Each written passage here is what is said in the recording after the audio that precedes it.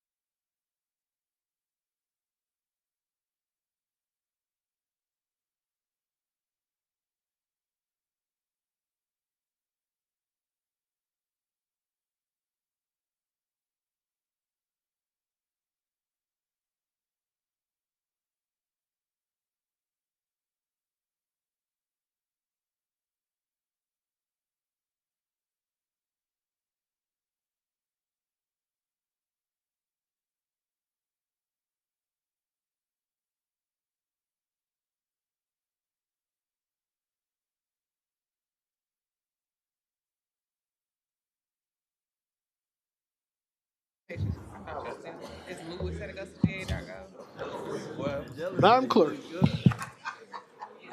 There you see. What happened?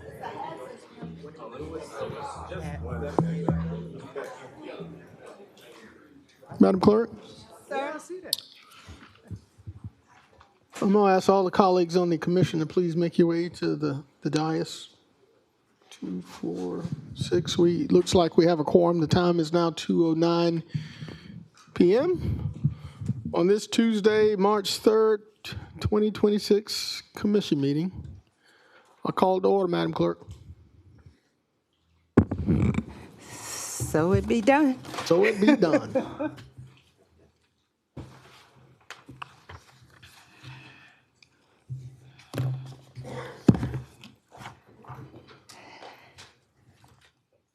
At this time, we will ask the Reverend Mark Trim, pastor of the Metropolitan Community Church of Our Redeemer, who will deliver our invocation today.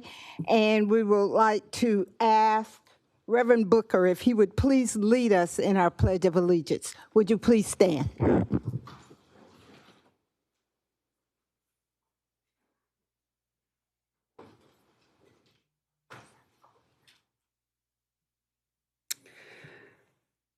Mr. Mayor, commissioners, fellow community members, I would invite you to join me in a moment of prayer and reflection this afternoon. Let us pray. Amazing God, the one who is our loving Creator and the sustainer of all, we gather in this chamber of the people in community to address the challenges set before us. Some that we did not ask for, some that we sought out, but regardless of how these opportunities have arisen, our leaders have assembled to give themselves over to the possibilities of growth by gaining understanding and offering wisdom, and so we pray for these proceedings. Almighty, may your wisdom be evident to each of us as we seek clarity in the directions that should be taken, so as to ensure continued blessings for all of Augusta and to our neighbors. We ask that peace will come within our borders as a result of the right choices made for our city today.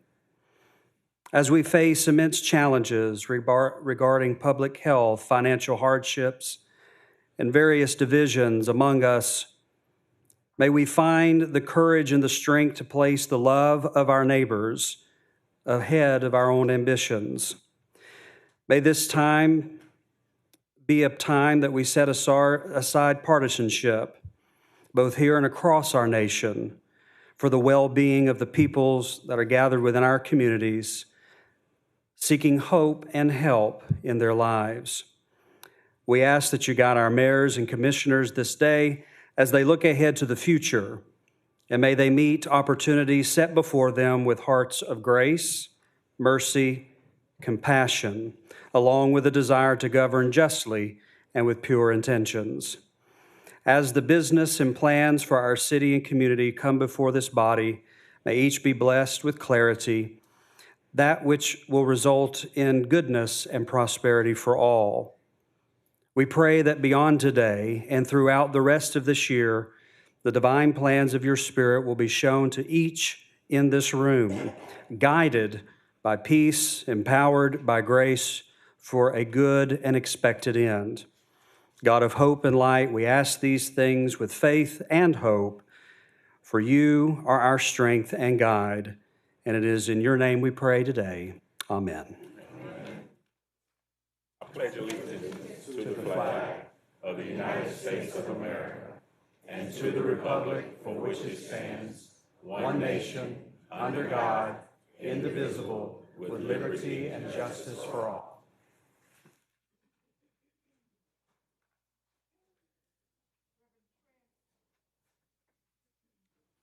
I'm on. Thank you so much for invoking that prayer of reflection for us. We know the scripture does ask us to walk humbly as we honor our God in our daily walk. So thank you very much. By these presents, be it known that Reverend Mark Trim, pastor of the Metropolitan Community Church of Redeemer, is our chaplain of the day. May your faith-driven leadership and steadfast guidance continue to uplift and inspire the citizens of Augusta. Thank you. Given under my hand this third day of March, 2026, Garnett L. Johnson, Mayor. Thank you.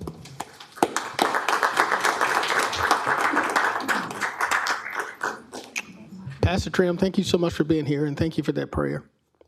It's much needed.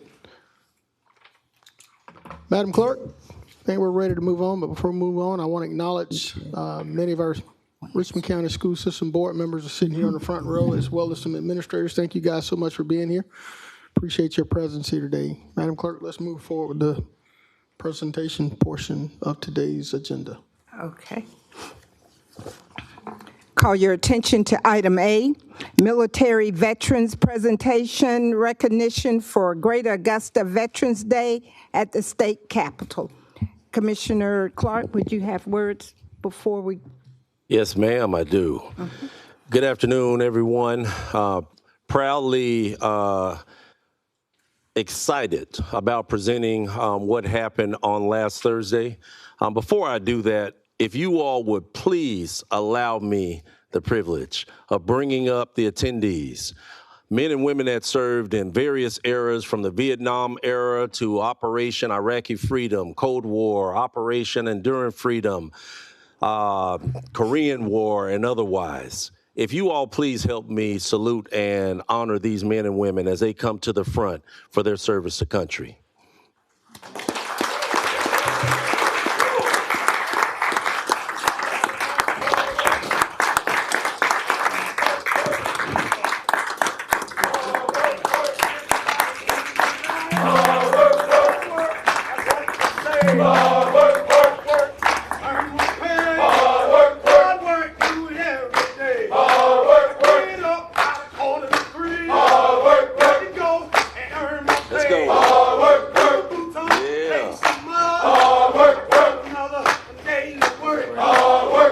Ladies and gentlemen, this is not a sad day. This is an exciting day because we're celebrating these men and women for their service to country. Let's salute them for that.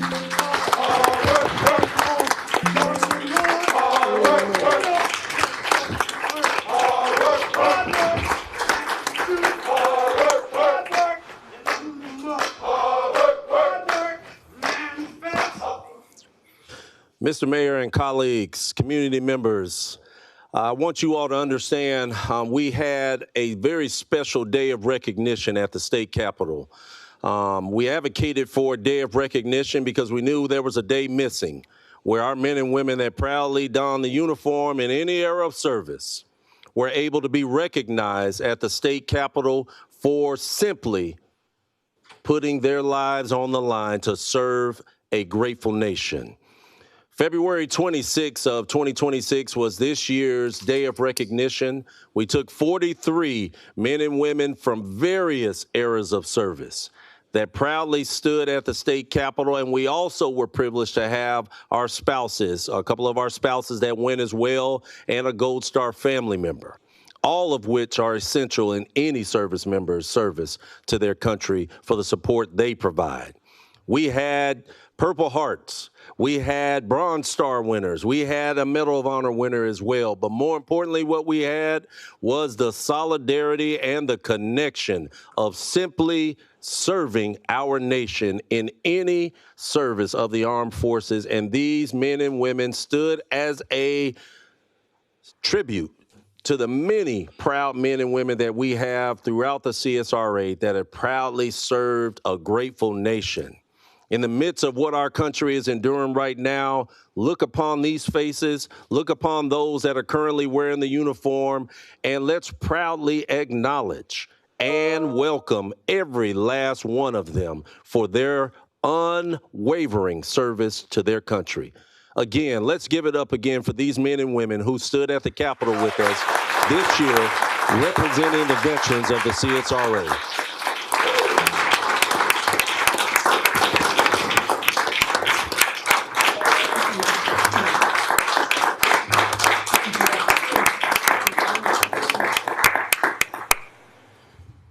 Thank you, men and women, again for your service. We'll see you again next year. And as you all know, this is something we do every year, and we'll continue to do every year as we continue to acknowledge the service of our men and women of the armed forces. And I know we have others that are in the crowd that didn't make this trip, but if you all will allow us to recognize you, if you're in attendance that served in any branch of the armed forces, please stand and let us recognize you as well.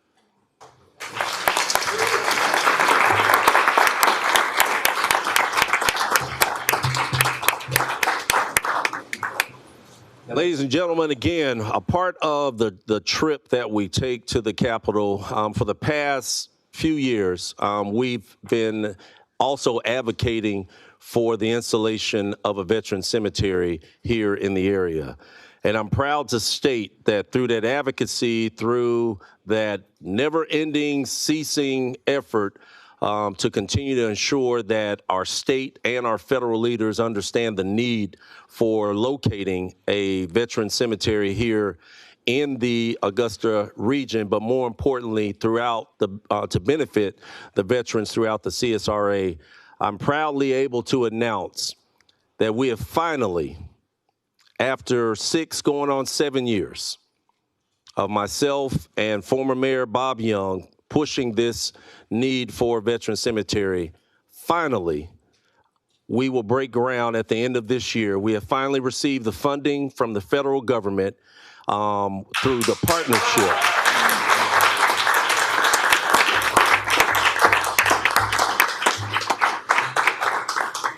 Through the partnership of our state leaders, our federal leaders, and of course, our regional leadership as well, collectively beating that drum, we finally have the dollars to be able to install Georgia's 3rd veteran cemetery that will benefit the men and women throughout this region, not halted by borders of state, lines or otherwise. Everyone that would like to be buried and that is qualified to be buried in the cemetery will be able to be honorably buried in the state veteran cemetery that will be Augusta's.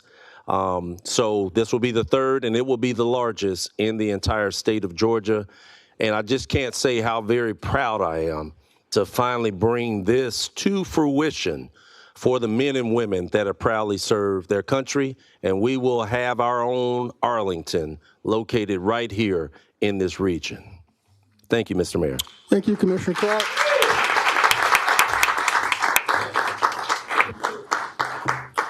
effort every year and get our veterans up to Atlanta. And thank you to everyone that has served, continue to serve this great country.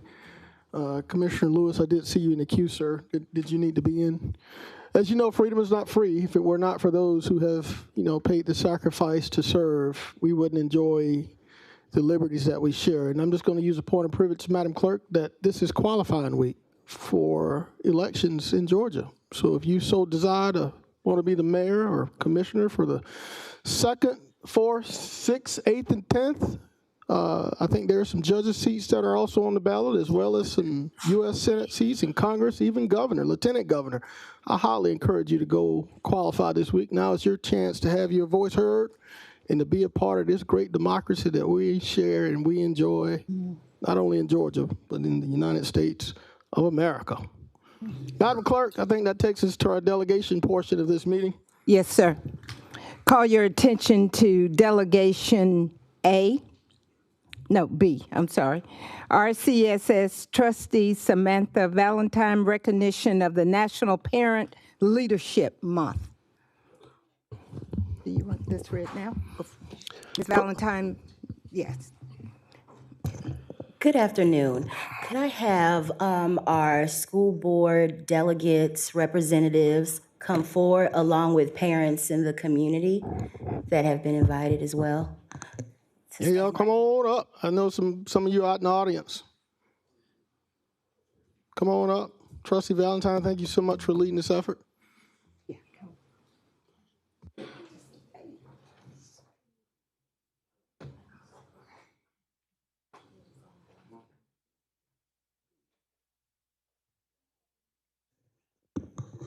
Again, good afternoon, commissioners, community members, and most importantly, parents. Today, we recognize National Parent Leadership Month, and while proclamations and titles matter, I want to be clear about something from the start. Parent leadership did not begin with a resolution, and it does not require a title. Parent leadership happens every single day. It happens when you get up tired and still show up, when life feels heavy and you lead anyway, when you go to work, whether you're in a leadership role there or not, and then come home and continue leading your family, your children, and often community. As a school board member, I hold a title, but before that and always, I am a parent. And I know firsthand that parents hold the keys to nearly every solution we are searching for in education, in policy, and in community well-being. Parents see what systems miss. Parents feel the impact before reports are written. Parents are often doing the work long before any invites them to the table. This month is about naming what has always been true. Parents are leaders. You lead with lived experience, with love, with resilience, and with an unmatched commitment to the next generation. If no one has told you this in a while, let me say it clearly today. You matter. Your voice matters. Your leadership matters. And not just when it's convenient, but especially when decisions are being made. I want parents to know that you are not guests in these spaces. You belong at the table. Your insight strengthens our schools, our cities, and our future. Thank you for leading when it's hard. Thank you for leading when no one is watching. Thank you for leading even when you are exhausted. Parent leadership isn't something we're trying to create. It's something we are finally choosing to recognize. At this time, I want you to look at the parent leaders that are here.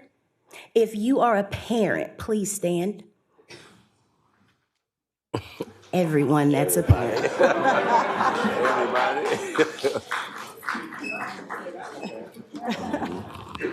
On behalf of this community and from me personally, I see you and I honor you. Happy National Parent Leadership Month.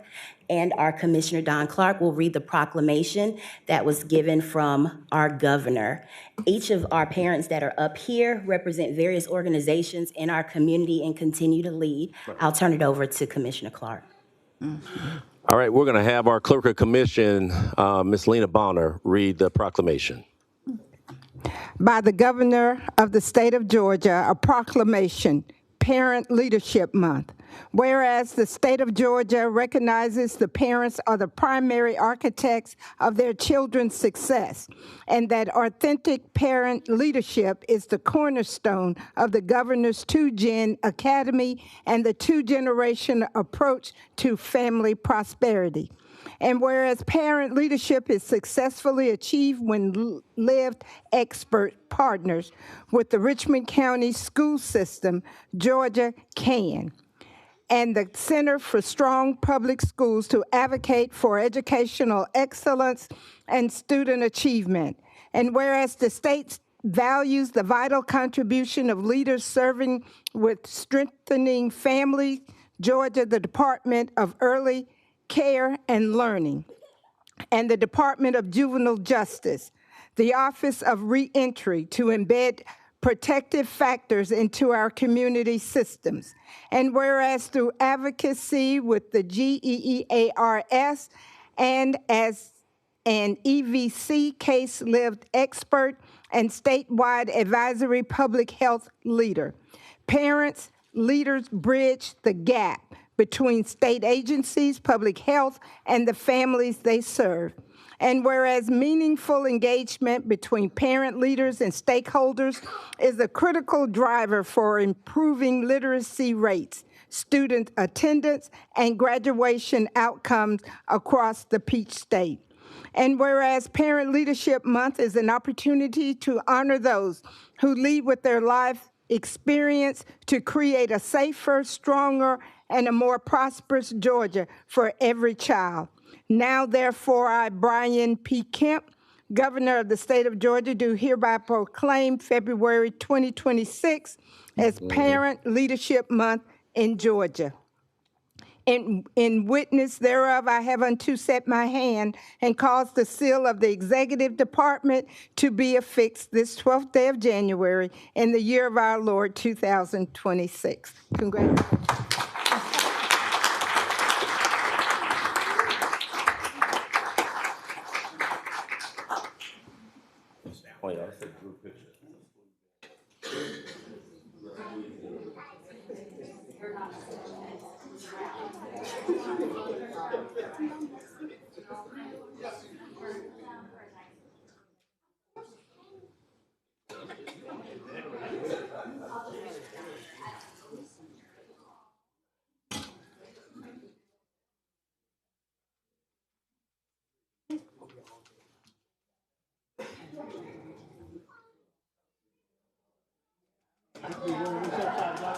No, it's not upside down because United States seen it. Parenting in real life.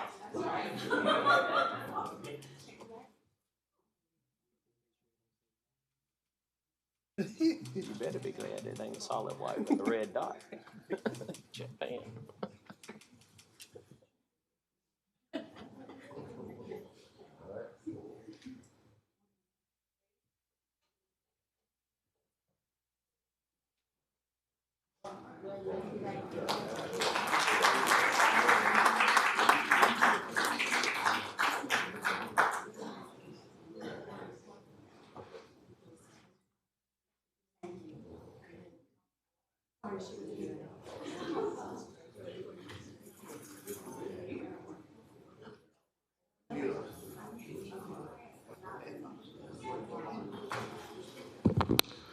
All right. Thank you, Trustee Valentine and the members of the Richmond County School System Board of Trustees for all your work. As you exit, Madam Clerk, I'm going to take another point of personal privilege while they exit to recognize the 75th anniversary of the Augusta Chorale Society.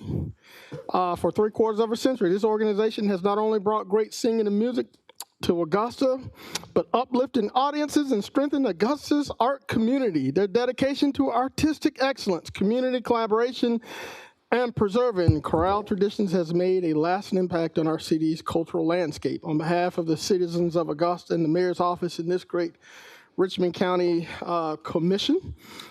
We salute you to all the performers, volunteers, supporters, past and present, for your commitment and contribution. Congratulations on 75 remarkable years of great music. Ladies and gentlemen, a round of applause for the Augusta Chorale Society.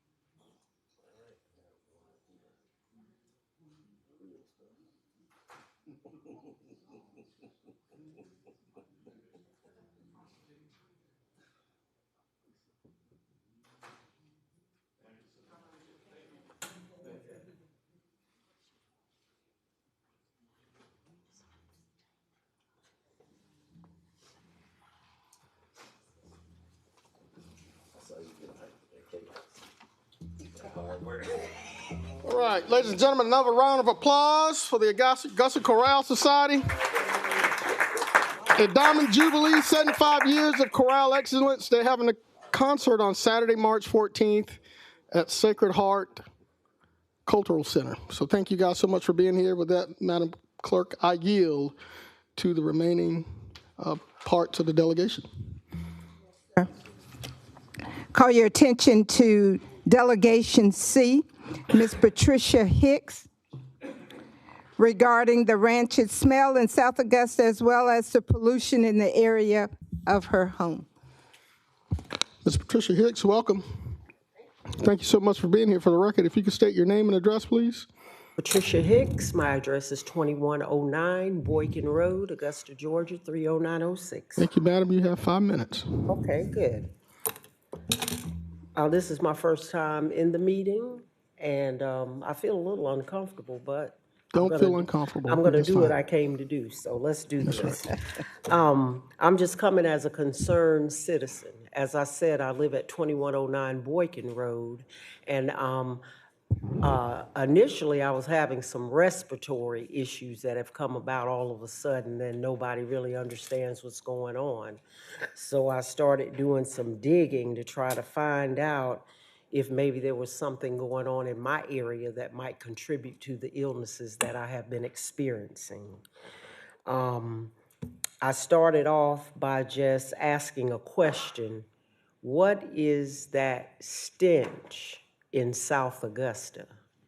And when I asked that question, I had a lot of people that looked at me and said, I don't know what you're talking about. What stench are you talking about? But if you live in South Augusta and you were raised here and you've lived here all your life, you know what stench I'm talking about in South Augusta. I look back, I had a Facebook post from March the 17th, 2017, and that was my exact post on that day. What is this stench in South Augusta?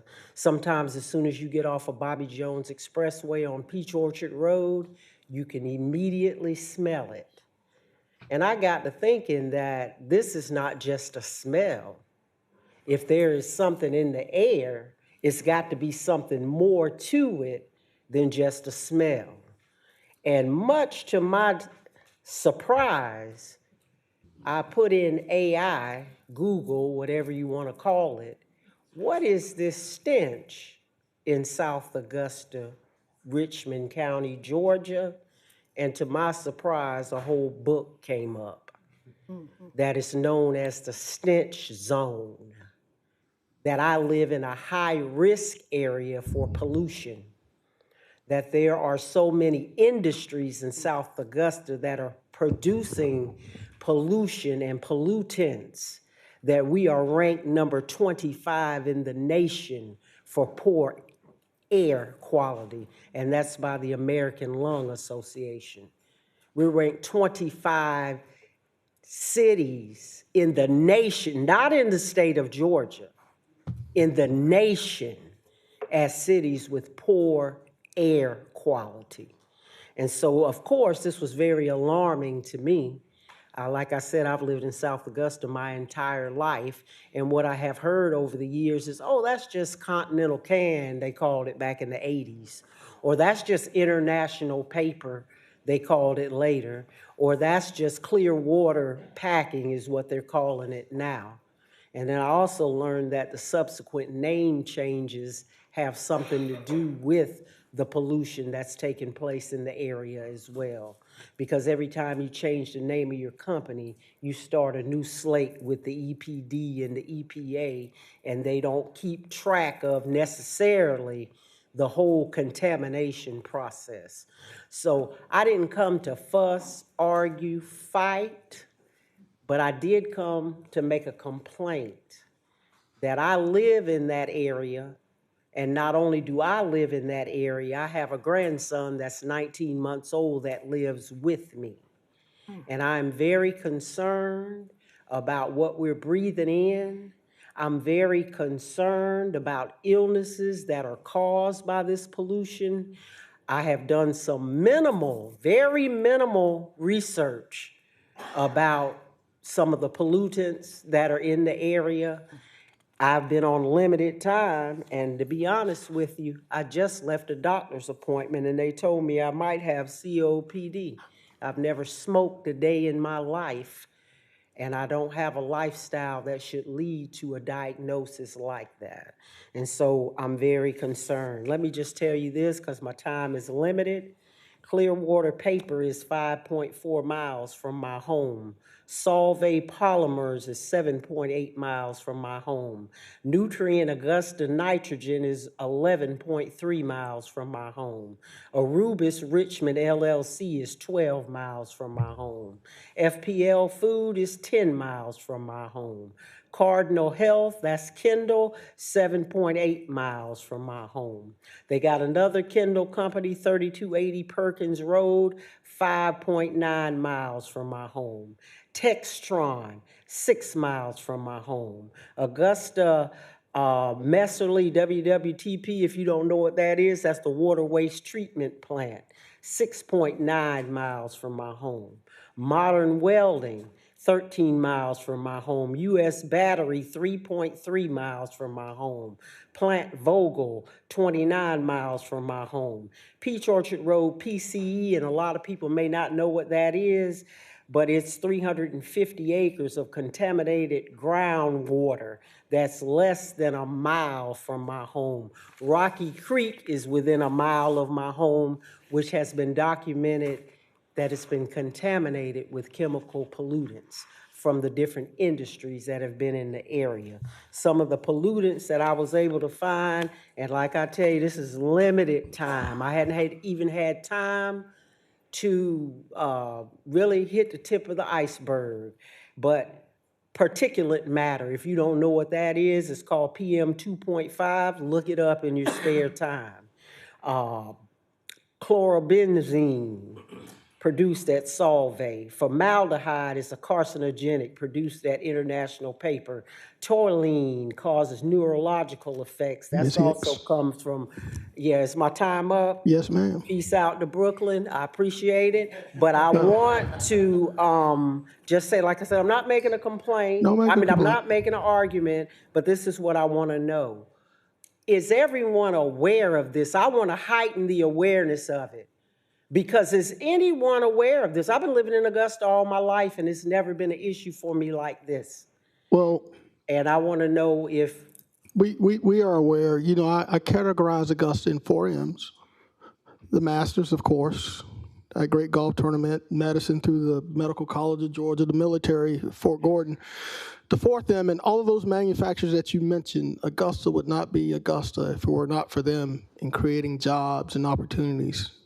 Federal Paperboard, Continental Can, International Paper, not Clearwater, they are one of our largest employers that create jobs. Unfortunately, if you go to Savannah, you have that stench of paper making. If you go a little further south to Brunswick, you have that stench of paper making. I guess that's the byproduct of us having everything from paper to boxes to everything you can imagine. their employment base is very important to our economy. I understand But there that. should be a peaceful coexistence. I too say that Augusta has this stench. You go along Gordon Highway, and it's just the Augusta stench. Can we do better? I believe so. I believe we can do better. Making sure that we're aware of it. That's my is critically point. important. What are some strategies that we can do now? The situation is here. I mean, for me, money's not the answer. I don't care how much money they bring into the community if they're killing off the people that live here. So that's not an issue for me. But I want to know now, I would argue and not say killing off, because I grew up in an area where in East Augusta, that's where all of the manufacturers were located. Okay. And we applauded the jobs they created. And there's a lot of people that retired very well from some of those jobs. So there has to be a peaceful coexistence somewhere. I do understand that, but we don't want another Hyde Park in Augusta. Right. Where you're building on things that are contaminated, and you know they're contaminated. Matter of fact, some of the people who relocated from Hyde Park relocated into South Augusta, and they jumped out of the frying pan into the fire. Yes, and so what I'm trying to say is, can we come up with some kind of strategies in coordination with the EPA, EPD, whoever we need to get in contact with, so that my grandson, that's 19 months old, won't have to deal with the issues of chronic health issues, ADHD, mental health issues that a lot of these chemicals produce. So this is my point. Let's get some strategies together. Yes, ma'am. I will work with anyone at any time. I'm not trying to reinvent the wheel. I'm not trying to make up a nonprofit. What I'm trying to do is make my community safer for me and my legacy. So what can we do as a community?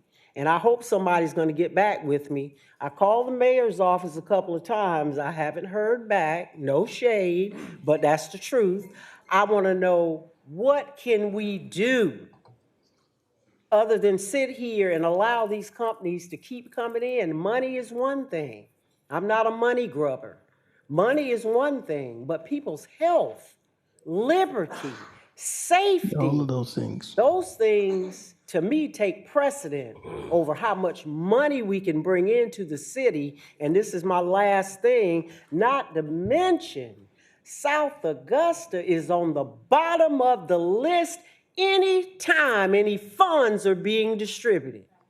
So you making the money and we're suffering the consequences. We're not even getting the money because none of it comes back into South Augusta. It goes to the other M's, the masters, and the other side of town. We don't even get the benefit. And they're selling houses for $300,000 and $400,000 down there in Diamond Lakes. Have you told the people? Our air quality is pathetic. If you want to move here and relocate here and bring your children here, especially if they have asthma, you better try to look at this stuff and figure out what's going on. But I digress. I'm going to take my seat, but I want somebody to contact me. I've left my information with the mayor's office. I've talked with the Honorable Tony Lewis, who is working with me because he is my commissioner. But I want somebody to get in contact with me, and let's get some strategies together about what we're going to do, how we're going to do it, and when we're going to do it. And hopefully it's going to be now. Yes, ma'am. Thank you for being here.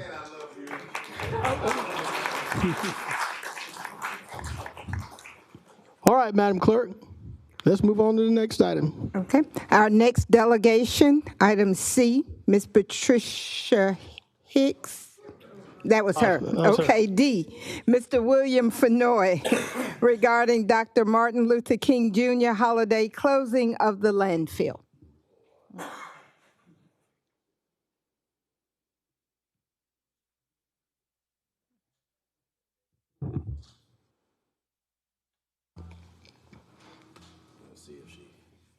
See if she don't.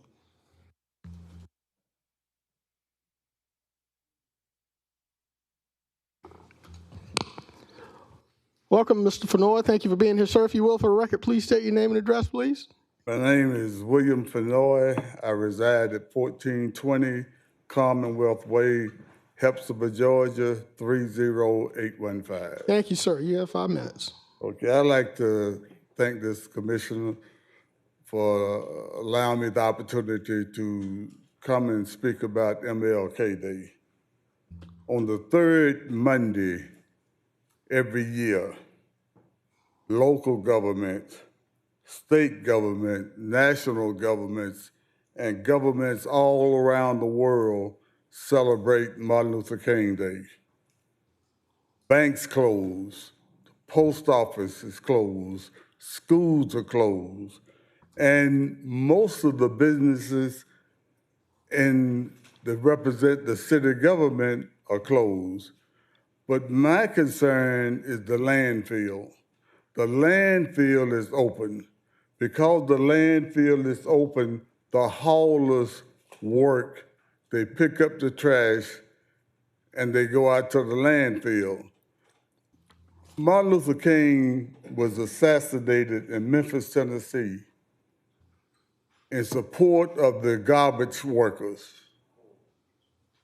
And to me, we do a grave injustice to his legacy when all of the non-essential departments in Richmond County is closed and we open the landfill, which allows the garbage collectors to pick up garbage on MLK Day. What I'm asking you all to consider is to treat MLK Day the same way you do the 4th of July, Thanksgiving, Christmas. You know that it's going to be, if it's on a Monday, then we pick up on a Tuesday, and do MLK Day the same way. And my last request is Commissioner Don Clark and London Wembley. You all being veterans, and I want to say thanks to the veterans for your service. But if you all would consider, got the Veterans Cemetery, to consider a Veterans Memorial Parkway. This is the only city that I've been in where you have a major military population and we don't recognize our veterans by having a major street named after our veterans. So hopefully when I come back next year and I see the veterans that have come from Atlanta, you will be able to add to your accomplishments the naming of a city after our veterans. And I thank you. Thank you, sir. Chair recognizes Commissioner from the 5th, Commissioner Don Clark. Thank you, Mr. Mayor. First of all, and I apologize for this oversight. It definitely was not meant at all. Those that don't know, former Commissioner Bill Fenoy, who's standing before us today, was the catalyst for starting the effort for bringing a veteran cemetery. He pulled former Mayor Bob Young and I together, asked us to combine our efforts to advocate and bring the cemetery to the forefront. So, sir, just as much as we recognize them, we absolutely recognize you for your foresight, for your willingness to build consensus and bring folks together towards making this a part of the reality. And you absolutely will be a part of the groundbreaking that we'll do for the cemetery. So I salute you greatly for that. So if you all could help me just thank former Commissioner Bill Fenoy.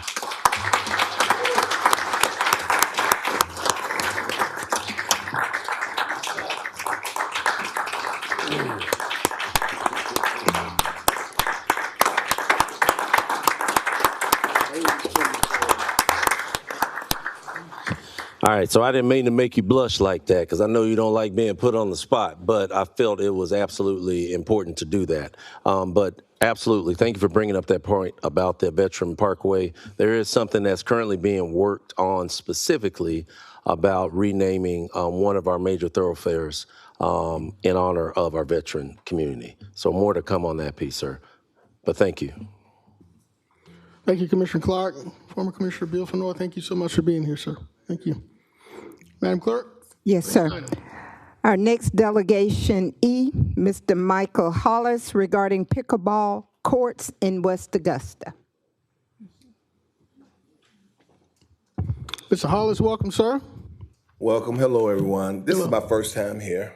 Oh, you feel at home? Oh, yeah. I moved here from Las Vegas. I was a teacher for 30 years, special needs. Okay. I was a basketball coach, football coach, athletic director. I did the whole. My wife passed away in 2015. I moved here in 2017. Yes, sir. If you will, before you get started, for the record, I need your name and address. Michael Hollis, Okay. 2215 Pleasant Drive. All right. That's all we needed. You have 5 minutes. Okay. Well, like I said, I moved here in 2017, and I was introduced to the game of pickleball, and I ended up loving it. So I travel a lot because I'm trying to live out my wife's dream. She wanted to go to every major baseball field in the United States, so I travel a lot. I go to different baseball fields all year long, so that's what I do. But when I'm at home, I want to play. I want to be able to walk out my house, walk to a park, and play pickleball. I live right outside the Montclair community, and they have a private pickleball court. I was a member there for like 5 or 6 years of the pickleball court. But then a lot of stuff started setting in over there. People started being divided and a lot of other stuff. So what I'm here today is to recruit your help to help me get a public pickleball court built in West Augusta, or make over courts over at Warren Rec Community Center. I want to be able to walk out of my house when my grandkids come and visit me. I'm almost 70 years old, and I want to teach them pickleball. That's what I want to do, and I want you guys to help me build a pickleball court or do one over at Warren Rec. I wonder if you guys are. Miss Slendeck had told me to come here. I talked to her about her, and I've been talking back and forth about it. And she said that wasn't an impossible task. Sir, it is not an impossible task. I'm going to have our Parks and Rec director to come up because I'm quite sure that there's certainly other opportunities besides over at Montclair to participate in pickleball. She's right behind you. You know what? Okay, wait a minute. Madam Director, can I get you to walk across here so we can have both of you up at the same time? Okay. Right. Continue, sir. But my thing is, Montclair is a private club. I understand It costs you $200 or $300 a year. Yes, sir. But with my tax dollars, because I'm a homeowner, I want to direct my tax dollars to where my kids don't have to pay $400 or $500 a year to play pickleball and pay the taxes. I understand. So I wanted to know. Director Williams, where do we have pickleball courts located within Augusta, Richmond County, within our parks facilities? There aren't any. Mm-hmm. There are not no outdoor courts. Only thing we have is we have indoor courts at Brigham. Right. Where we actually added lines when we had redid the gym latter part of last year.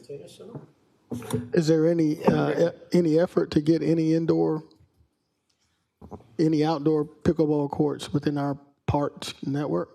That will be, yeah. I mean, our outdoor tennis courts are not in good shape, and then particularly at that site, we have 3 tennis courts that are outdoor tennis courts, and they're not in good shape. I mean, it's just enough for people just want to go and play tennis out there, but there are no pickleball courts. You're talking about cracks throughout the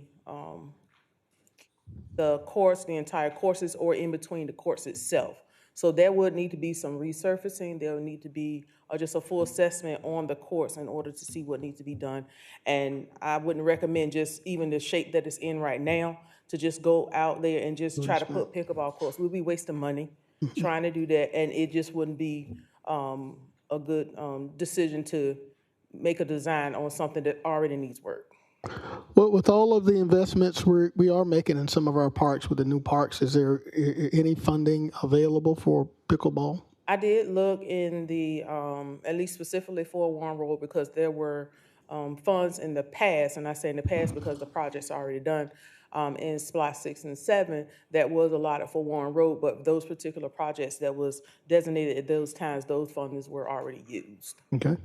So what is the estimated cost if we were to resurface the courts at Warren Road or any tennis courts? What's the general cost to resurface and to adapt them to pickleball? Well, I can bring something back. Okay. Because it's the number of courts that we would be talking. If we're talking about doing all three. If we're just talking about only specifically doing one, the cost may vary. But I mean, if there's if you're inquiring about a concept, an amount that I can come back to, I can prevent that. All right, great. Just sit tight just a second. We got two colleagues in the queue. First, Chair recognizes Commissioner Tina Slindak from the 7th. Thank you, Mayor. Mr. Hollis, it's nice to see your face. I've spoken to you a few times on the phone about this. And I also have had some emails with Director Williams about this. Director Williams, in the middle of February, you said you were going to do an assessment of the courts at Warren Road to just determine if it needs more than just restriping, because that's really kind of what Mr. Hollis was initially asking. Could it just be restriped, you know, so that at least one of all of the courts, or maybe more, could be made into pickleball. And you said, again, you'd have to assess those courts. I hate to hear that they're in such bad shape now that restriping isn't even an issue. I'm not sure how those three courts got in such bad condition, and it's very disturbing to hear that. And you also said you would also need to see if the funding was available, which I understand. So, I mean, that was the middle of February. As far as Big Oak Park, were there pickleball courts going into that when it was, is that pickleball court part of Big Oak plans? The new Big Oak? It's not, no pickleball courts there? Okay, I was under the impression there were pickleball courts at Big Oak also. Okay, Director Williams, let's please get and see what you can bring back to us, because I know I've spoken with Mr. Hollis on the phone since the end of January, or maybe before. So, I mean, certainly pickleball courts would be great. That's what people are wanting to have. But, I mean, just the fact that those courts over there have been allowed to deteriorate, and there doesn't seem to be a clear plan for it. So, could you bring something back to us by committee? Would that be enough time, or do you need another 2 weeks for next commission? But bring us some information back on Warren Road so we can try to work out something. Okay? Thank you, ma'am. Thanks for coming, Mr. Hollis. All right, thank you for your time. And 2 weeks? Something in writing? 2 weeks? Director? I can bring something back, yes. All right, she said 2 weeks. So just, You know, I'm not here to bash anybody. I'm here to work with her and whatever she needs, because I walk over there every day. I try to take the numbers, how many people out there playing tennis, and it looks like they haven't played tennis since Tracy Austin was this champion, you know? So I walk there every day. Every day I'm around there. So I'll see you in a couple weeks. hold tight. Just a couple of weeks. We got a few other colleagues in the queue here. Commissioner from the 3rd, Commissioner Catherine Smith-Rice. Thank you, Mr. Mayor, and thank you, Mr. Hollis, for being here today. I've been out and about traveling too, and I've noticed that there are a lot of pickle courts nowadays than ever. I've seen more pickle courts in places throughout than I ever have. And where I'm going with this is, if I'm not mistaken, Director Williams, isn't Newman Tennis Center, when they get there, when it's finally done, Newman's supposed to have some pickle court or two, correct? Yes. Okay. And also over at Warren Road, I know exactly those tennis courts that are sitting in the back there, they aren't being used. I'm not over there. I've walked the little track in the past, and that's been 2-3 years ago, but I didn't see people playing tennis there. I was curious as to why can't we turn that tennis into pickleball instead? More people, I'm not saying that people aren't still playing tennis, because they are, but pickleball is hot. It's the top. And Yes. so maybe looking at doing something like that. But I do know that, not that if you're willing to travel over to Newman, but they're supposed to get some pickle courts. I understand, but this is my thing, and I'm not trying to get on anybody's bad side. Just like at Montclair, how everybody is able to walk a block or two and go to a park and play pickleball. With my tax dollars going into that, I want to have that convenience also. I understand. I hear you. That's my whole thing. I don't blame you. Okay, well, I'm going to jump out of the queue, but thank you, Mr. Hollis. All right. I've been told that the big old park will have pickleball courts. So can you confirm that? Somebody just sent me a draft of a drawing that it shows that when it was designed, it has pickleball. So Yes, and I was going to let everybody know that because it was an update. When we actually had a community meeting, it was an inquiry about adding the basketball court back and also some pickleball courts. All right, so pickleball will be at Big Oak Park. You know where that's located? No. So right off of Wheeler Road, not far from you, off of Wheeler. What, by Doctor's Hospital? No, further in town, near West Over near the cemetery. Oh. Near. Okay. I haven't seen that over there. Yeah. All right. I'll look it up and I'll go over there. Commissioner from the 2nd, Commissioner Stacy Pulley. Thank you, Mayor Johnson. This is definitely a great conversation as we are looking at the facilities that need to be updated, and pickleball is a rapidly growing sport. We see that across our nation. My question is, or something that I'd like to be considered rather, is that there are adaptive courts, because tennis is still something that is played here in Augusta. So Director Williams, have we considered that in our designs that are going on? Yes. Okay. So is that something that is going to be done, or it's just a consideration at this point? It's some of our projects that we have already had existing tennis courts, and maybe just need upgrades, but pickleball courts will be added into those as part of the projects. Okay, and is that at all, because there's 3, I'm thinking of Diamond Lakes, and Fleming, and then we have Newman. Did I miss something? No, you didn't. I didn't, okay. So at all 3 of those, we're considering that? Yes. Okay, awesome. Thank you so much. Thank you, Commissioner Pulley. Chair recognizes Mayor Pro Tem Wayne Guilfoyle. Thank you, Mr. Mayor. Ms. Williams, as far as Warren Road, is it slated to be revitalized as far as the building and the outpost, as far as the tennis courts at all? Is it with ISM, or are they working on that? Well, that's all part of the park divestment, but that wasn't one of those particular sites because that has a building and it doesn't get a lot of use. That building doesn't get a lot of use? It does. Right. Yeah, so all the whole park area in that site, that wasn't one of the ones that was on the lower list. No, I'm talking about to be renovated, to be upgraded, because inside the building, when we was in there for the budget meeting, that's where I met Mr. Hollis at, and he brought that up. So overall, when we talk about the upgrades to facilities and parks, yes. There will be a priority list once that's finalized and approved if everything go through with SPLOST. Again, Warren Road, like I said, in SPLOST 6 and 7, those projects that were identified for that particular location, those were already expended out. All right, because I know that Newman Tennis Center right down Wrightsburg Road will have pickleball courts. The Hetzbeck McBean Community Center would have pickleball. Blythe would have pickleball.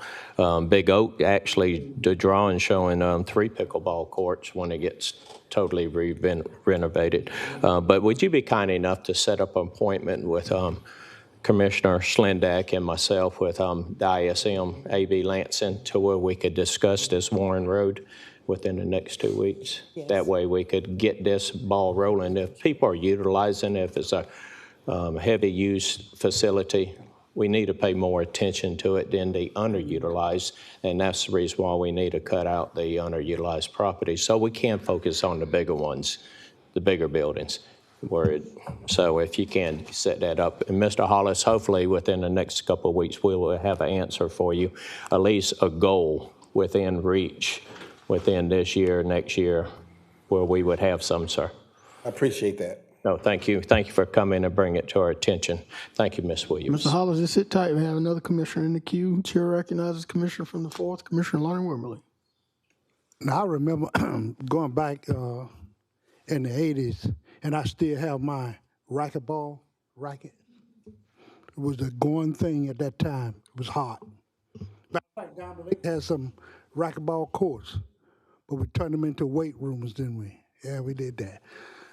I'm bringing this up because I understand you want to play pickleball, but everything my colleagues have been talking about is in West Augusta.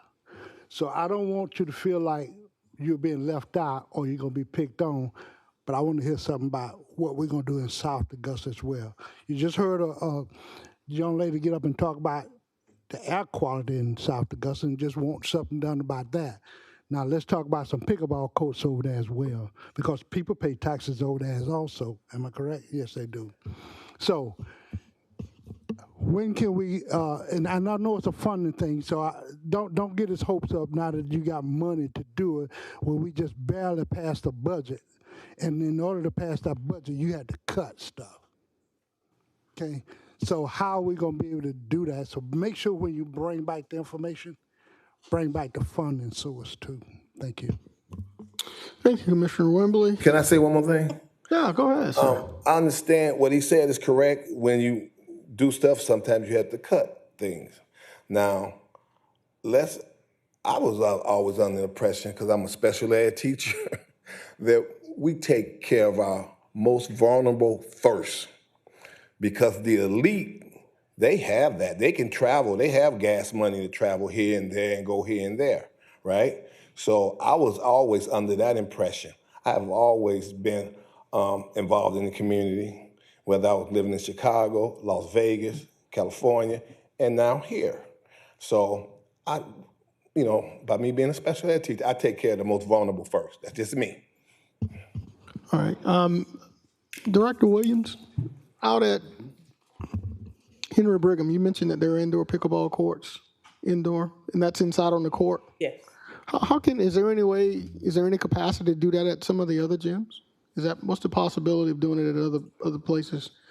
Striping, you smile, but I'm just asking. Is that hard to do with all the other programming was happening, or just? Because the other gyms. Not hard to do, but it's also about getting the funding to be able to do it.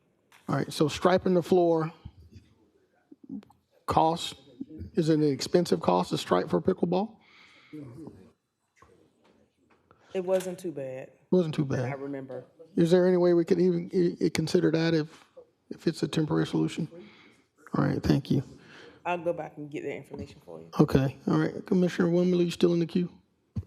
I was just informed that Trinity on the Hill also have free Know courses. about those, yeah. Oh, you know about those? I know Okay. about Newman. Hey, I'm a pickleball player. When I travel out of town, I take my pickleball paddle with me, and I find out where the pickleball is at.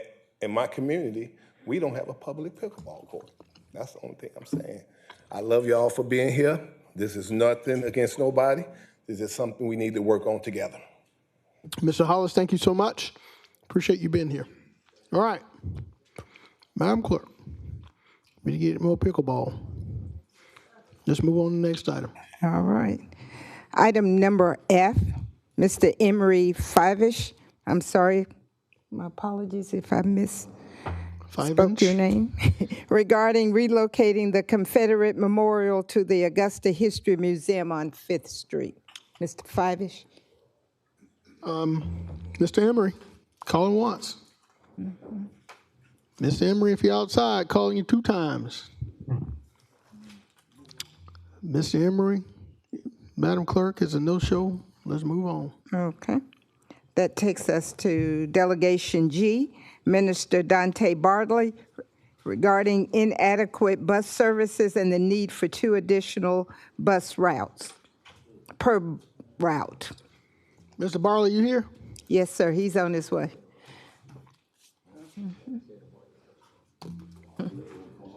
Welcome, sir. If you will, for a record, please state your name and address. My name is Minister Dante Barley. I live at 2230 Acapulco Drive, apartment H, Augusta, Georgia, 30904. Minister, you have 5 minutes, sir. This afternoon, I come to you with the request of putting 2 buses back on the road. Number 1, we have senior citizens that it takes 2.5 hours to get where they got to go, which is, to me, is unacceptable. Because when you look at putting these buses on the road, we look at, okay, a lot of people say funding. We need to really look at our senior citizens, getting from point A to point B. We always talk about what Augusta don't have. Let's look at what Augusta do have. Because at the same time, we look at all of the other neighborhoods have what they need. But when it comes down to Augusta, Georgia, we don't have cars. We don't have limos to get people where they got to go. Now, I understand that the master's coming up in March. It's April.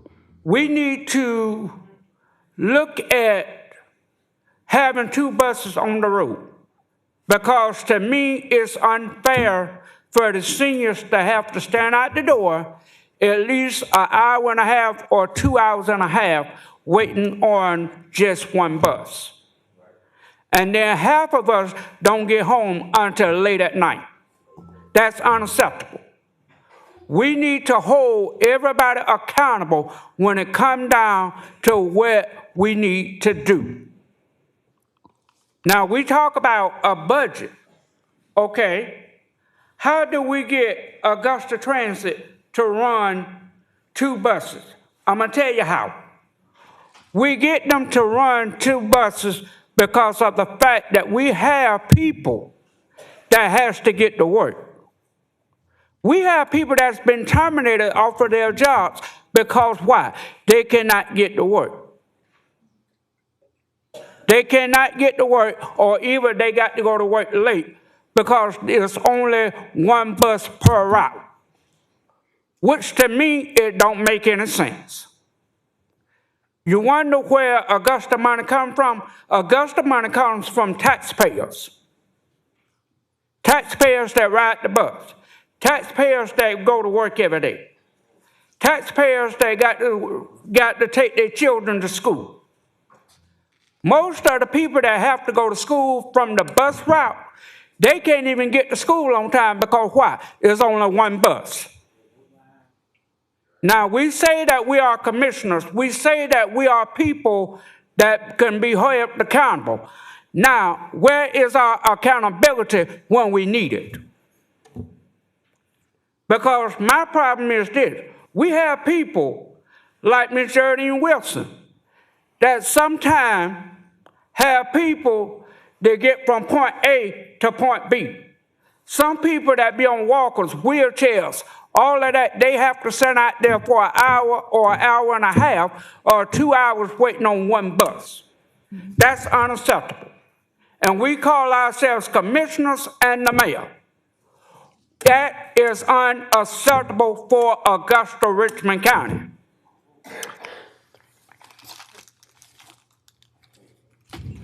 Come on, Pastor, you got some more? Because my thing is this. We look at the vote. Okay, most of the seats is up this year for re-election. If we cannot do our job now, how are we going to be expected to be re-elected if we cannot do our job now? 1 minute, and as I mentioned, qualifying is this week. And therefore, I'm not going to run this time. I'm gonna wait till next time to run. Because I believe that we need to stop telling a lie if we cannot do nothing. If we can't do something, we need to say that we cannot do it.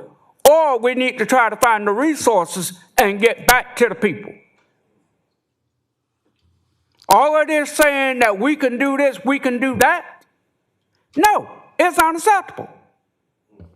Because at the same time, we sitting there, the commissioners and everybody, we holding y'all accountable for what y'all say and what y'all do. It's time out for the bullcrap, the drama, and the games. It's time out. Because we need to have better services in Augusta, Richmond County. Thank you, Minister.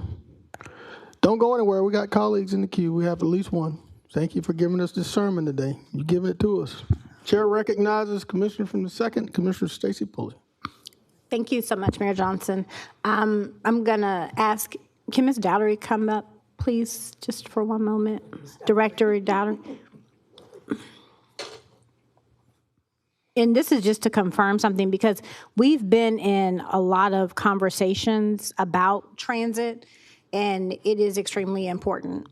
And Director Dowdery, her and her team are so dedicated to trying to find a way to expand our routes. We had a study or something to that effect that was going on with routes, or there was something. What did you bring to us not too long ago? During the budget time. Yes, ma'am. Yeah, I talked to you about the cuts that we had to make. Mm-hmm. Yes. And this is what led to the Reverend talking about that second bus being on. But this was something that we had to do. Yes, ma'am. I knew it would affect the people, but I tried to make the best decision that I could in doing those cuts. Mm-hmm. And so it was take the second bus off, because we didn't want to take away complete routes from people. And I do apologize that they are having to wait extra time for that bus to come.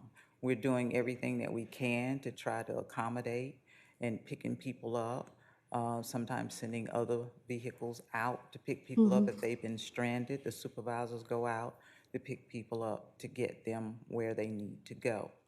In the meantime, the conversations that we've been having and we're still having, trying to come up with a good plan, is for the microtransit to try to assist. And I met yesterday with the team to talk about the microtransit. And Ms. Allen and her team have helped us put together a grant application to get some funding to help with the microtransit. And I have put in an application into the system that will come before you all on the 10th of this month for some funding for the microtransit, because it all boils down to funding. It's not a matter of we can just put it out there. You say do it and we do it. It has to be funded. Yes, ma'am. Okay. Thank you, Director Dowdery. I appreciate it. And thank you, Administrator Allen, also for getting with our directors. Budget cuts are something that we are always dealing with, but I do know that we said that there was going to possibly be a review mid-year as we look at our budget and as we move forward. Is that correct, Administrator Allen? Yes, ma'am. Okay, awesome, great, thank you. Thank you so much, I appreciate it. And there is a light at the end of the tunnel. Might be another question. I got someone else in the queue. I'm finished. You done? All right. Chair recognizes Mayor Pro Tem Wayne Guilfoyle. Thank you, Mr. Mayor. Ms. Daughtery, as far as these scheduled bus stops that we do have, I know that 7 years ago, the commission at the time said that that bus has to remain there for a certain amount of time before it could get to its next bus stop. Every morning when I go to work, I go down Barton Chapel twice a day. But on my way in the morning, I'll always see that bus stop and people's having to go around it. Can we shorten the windows as far as the time schedule? And that way, that bus would actually hit more stops in a day than sitting there waiting on 15 minutes at each bus stop? That's something we could work on. I mean, wouldn't that, okay, we must have This is the general manager for MV Transit, our new contractor. her name, please. It is Tamara Darnell. Tamara Darnell? Mara Darnell. Mara. Okay. She said Mara. Yes, tomorrow, like tomorrow's Wednesday. So it's really tomorrow? Yeah. Oh, okay. It's in the AM. It's actually the Russian pronunciation. Okay. All right, Ms. Garnell. But buses, when they stop at a bus stop, they stop long enough to let a person on or off the bus. When they get on the bus, they have to stop and wait for the person to sit down before they can start moving. And actually, the times that we have on our bus stops are really, really tight, where there's not much. The drivers don't have much time really to linger and wait, even at the end of the line. So if a bus is stopped there, it's stopped there for a reason. They may be restraining a wheelchair, maybe waiting for an elderly person to walk to the back of the bus with a walker to sit down before they can start moving. I believe where I was going to, let's say if there's a night, this one bus stop right here at the corner of Barton Chapel and Glen Hills Drive. That bus is scheduled to be there at 9 o'clock in the morning. Okay. Okay. If that bus gets there at 8:50, he's required to wait there till 9 o'clock. Is that correct? That's correct. Okay, so if the bus driver's doing this daily, getting there early and sitting there 10 minutes dead, why can't we shorten the windows of the bus stop saying, hey, we're going to change the bus stop till 8:55? That way, that 5 minutes and you got 15 stops, 35 minutes. We can look at the times to see if there's places where we can shorten the times. Please. Yeah. And we one can thing that we have to do is there's been a problem, habitual problem for the last 15 years that I'm aware of, is that the schedule at the bus stops. Another priority is at the bus stops, we got to make sure that the shelters, one, are clean. Two, is provide a shelter. We had the previous director actually was able to acquire a lot of the shelters out of Florida. It was a gift out of that municipality there.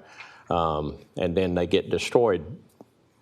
It just blows my mind. That's like people throwing trash out on the side road. That blows my mind. But if we could shorten that schedule and actually put up a new time slot where the residents, the people, the user who uses the bus knows that, hey, let me get there a few minutes early. I could be on my way, get to work on time. Well, typically when there's a change in the schedule, we put an announcement out on the buses long ahead of time, and we post it in the transfer center. So it's not something like today it's 8:50, tomorrow it's 9 o'clock. So. Okay. As far as the microbuses, they'll go into effect once we find funding or get grant money. Is that correct? And my company's doing a study to find the best place to do the microtransit and the most efficient way to do the microtransit. So basically, we're doing a study while Sharon is getting the funding. Okay.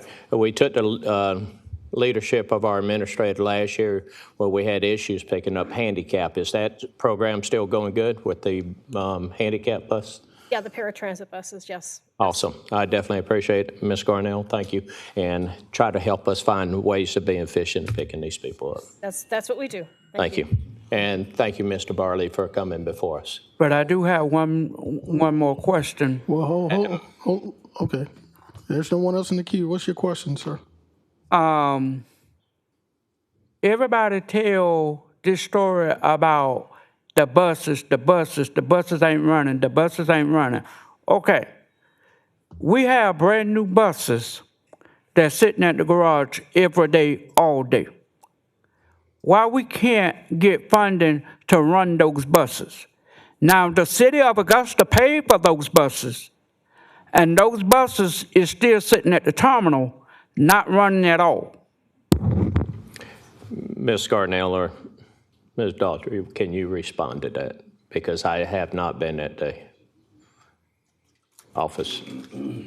Well, we really can't run every bus every day, because if there's a breakdown, we need to have a bus that's able to, or if there's an accident, we need to have a bus that's able to put on the road to keep the route in service. And there are days where we have we start out with little spares because there's things that maintenance needs to finish up, and then by the end of the day, we'll have spare buses. But it's really, it's not, it sounds like a good idea to have every bus on the road, but operationally, you always need to have an ace in the hole in case something happens. So that's basically what spares are. They're your ace in the hole. That's understandable. Thank you. All right, before you leave, it was just brought to my attention the condition of the bus shelters, and that, as you know, in Augusta, we probably could do better. Is there any intent to perhaps provide some better shelters for those during inclement weather or cold? Yes, sir, Mr. Mayor. We are currently working on getting some shelters ordered.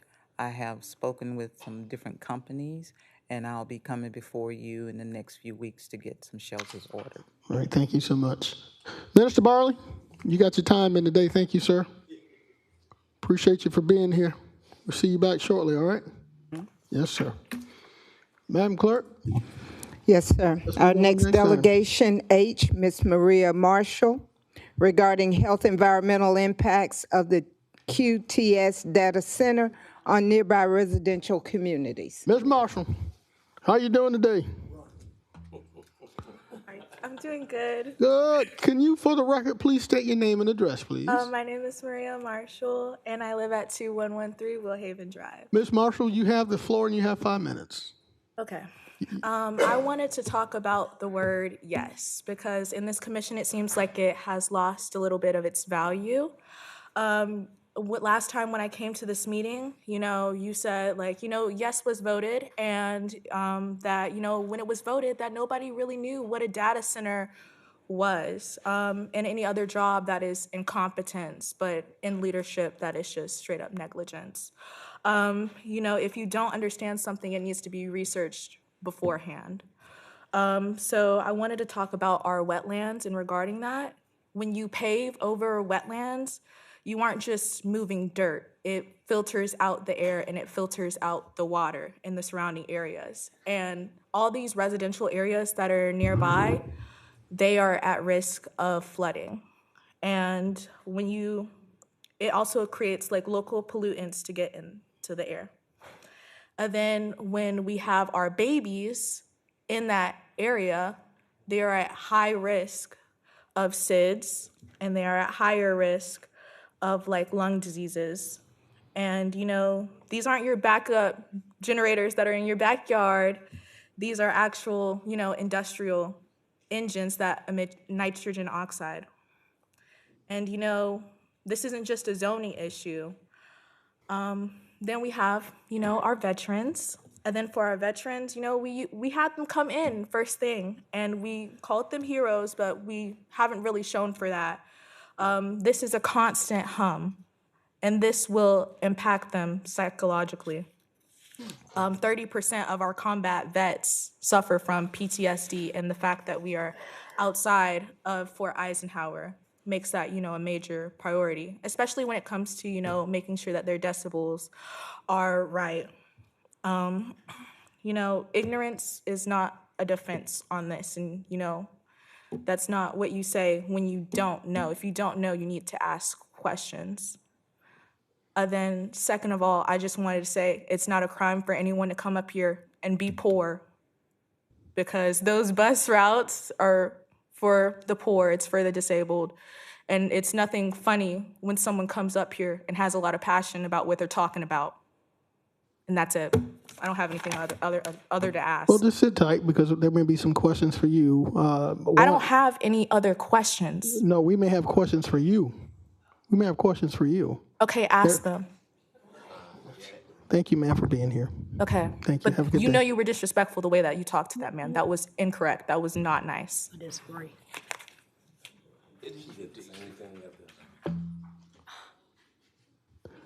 Madam Clerk, let's move forward. Madam Clerk, let's move forward. Next item.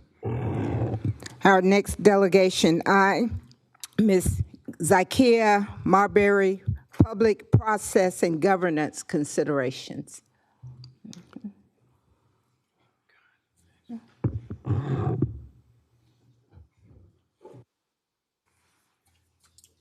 Ms. Zakia, can I make sure I pronounce your last name correctly, please, for the record? Yes, it's my last name is Mabry. Mabry. Yes, sir. Miss Mabry, thank you so much.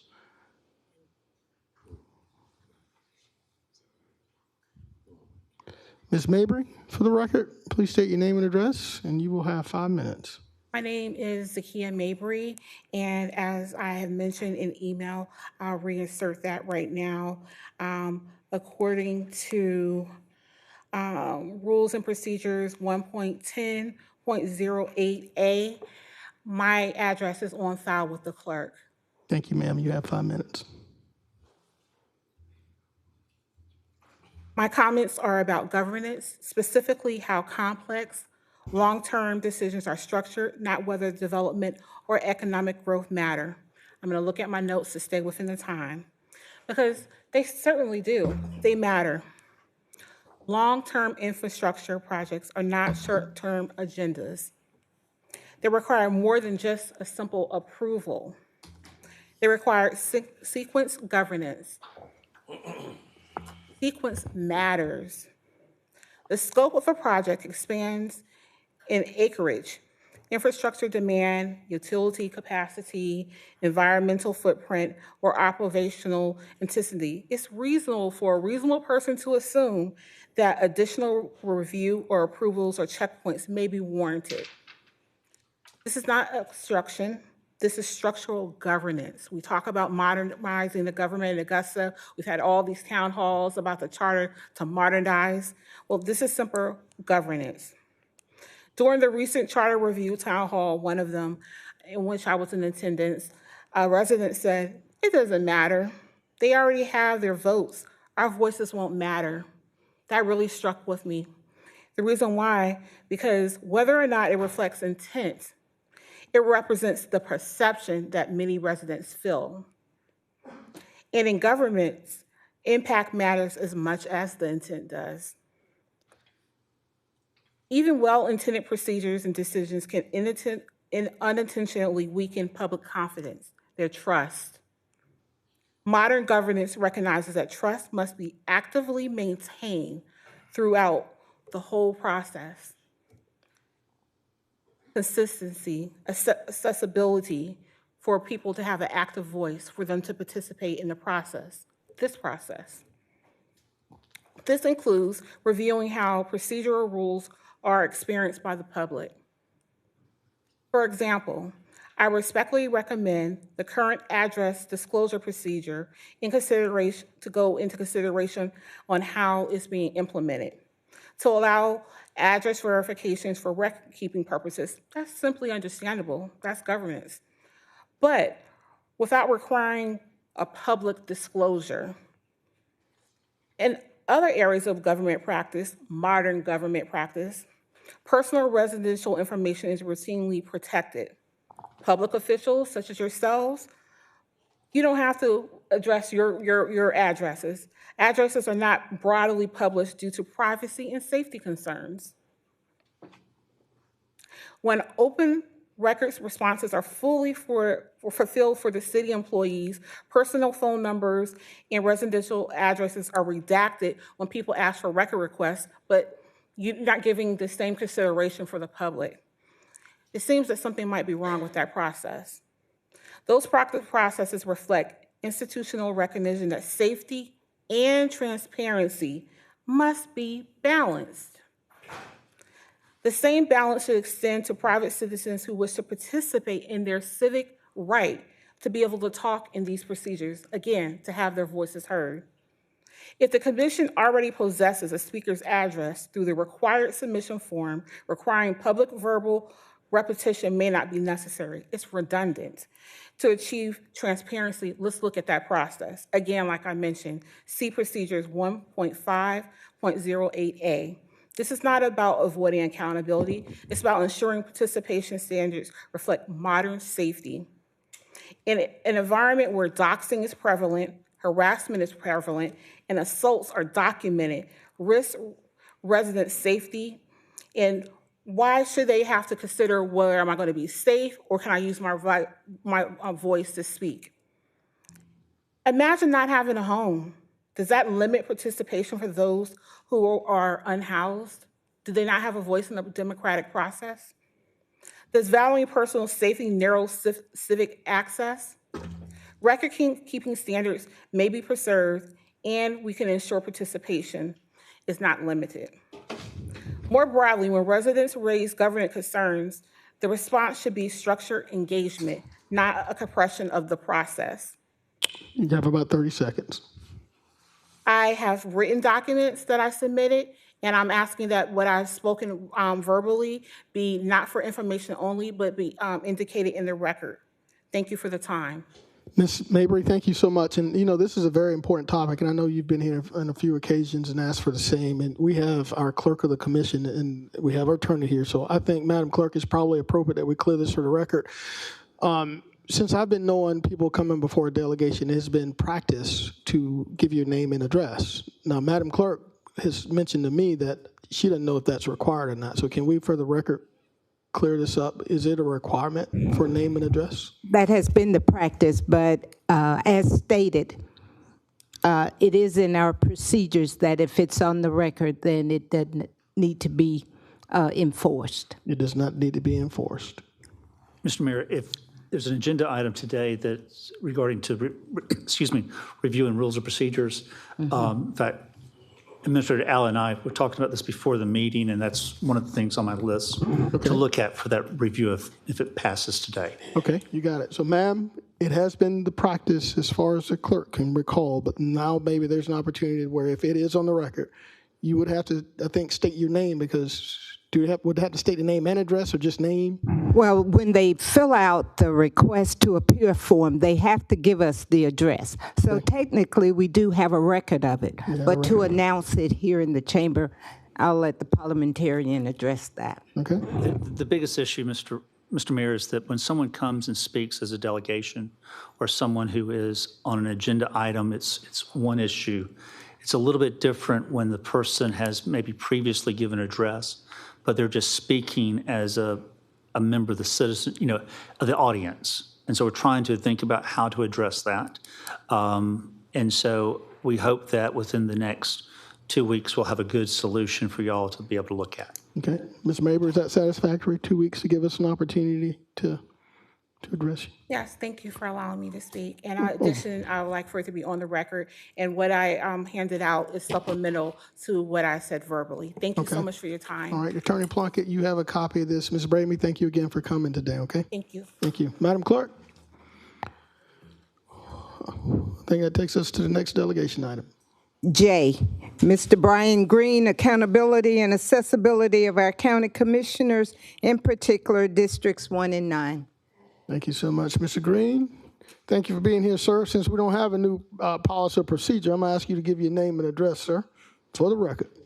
Just concerned about that, Mr. Mayor. So, okay, Brian Green, 2429 Mount Auburn. You have 5 minutes, sir. Thanks.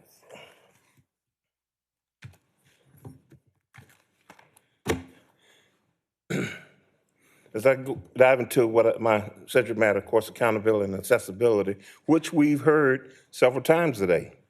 And before I forget, Mr. Mayor, I'm basing this pretense on my subject matter on the pretense everything we do within government is subject to accountability. Is that correct? Is that a good assessment? Yes, sir. Okay. Just imagine, if you would, in this chamber, you were going to a special restaurant with your spouse, or, for the ladies in here, you were going to get your hair and nails done, whatever. You get there, you got your appointment time. When you got there, they tell you, oh, little problem, we're a little short, so can't get you in right now. And you ask them, well, how long is it going to take? And they tell you, just 80 minutes. I wonder how that's going to resonate. Probably wouldn't resonate well, right? I know it wouldn't with me. 8-0, right? A little bit over an hour. We talked about accountability and accessibility, and we expect disabled people, the gentleman mentioned, and I'm not going to jump on that train, but I'm just mentioning when you say accessibility. I sure wouldn't want somebody I loved out there for 80 minutes and they didn't have to get the buses running. One thing I do, before I close out and come to my commissioners, and about the body about this. One thing in the military, which I definitely miss, and I was subject to this rule, people didn't want to hear your excuses. They really don't. You all are businessmen, retirees, businesswomen, y'all know business. And I promise you outside of this chamber, somebody better come up with some answers.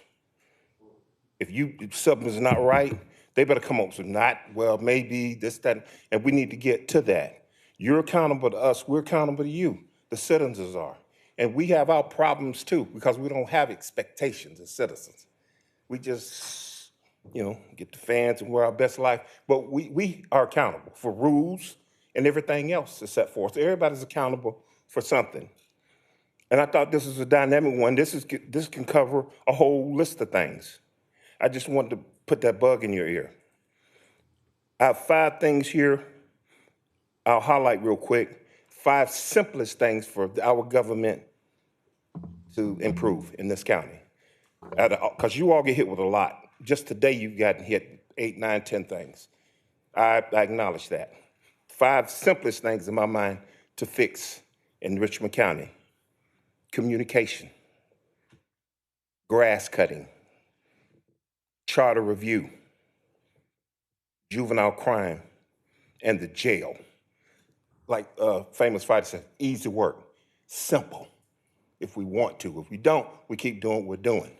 This leads me to my next point on today, because some of those things I mentioned, they just require supervision, consistency, and follow-up. Supervision, consistency, and follow-up.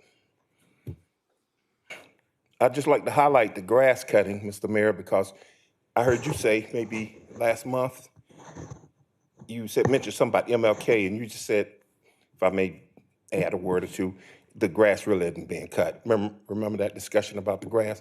Well, something along those lines. You just said, hey, I just don't see the grass as being cut, or something along those lines, right? And that's got to be the easiest thing to do in this county. Cut the grass.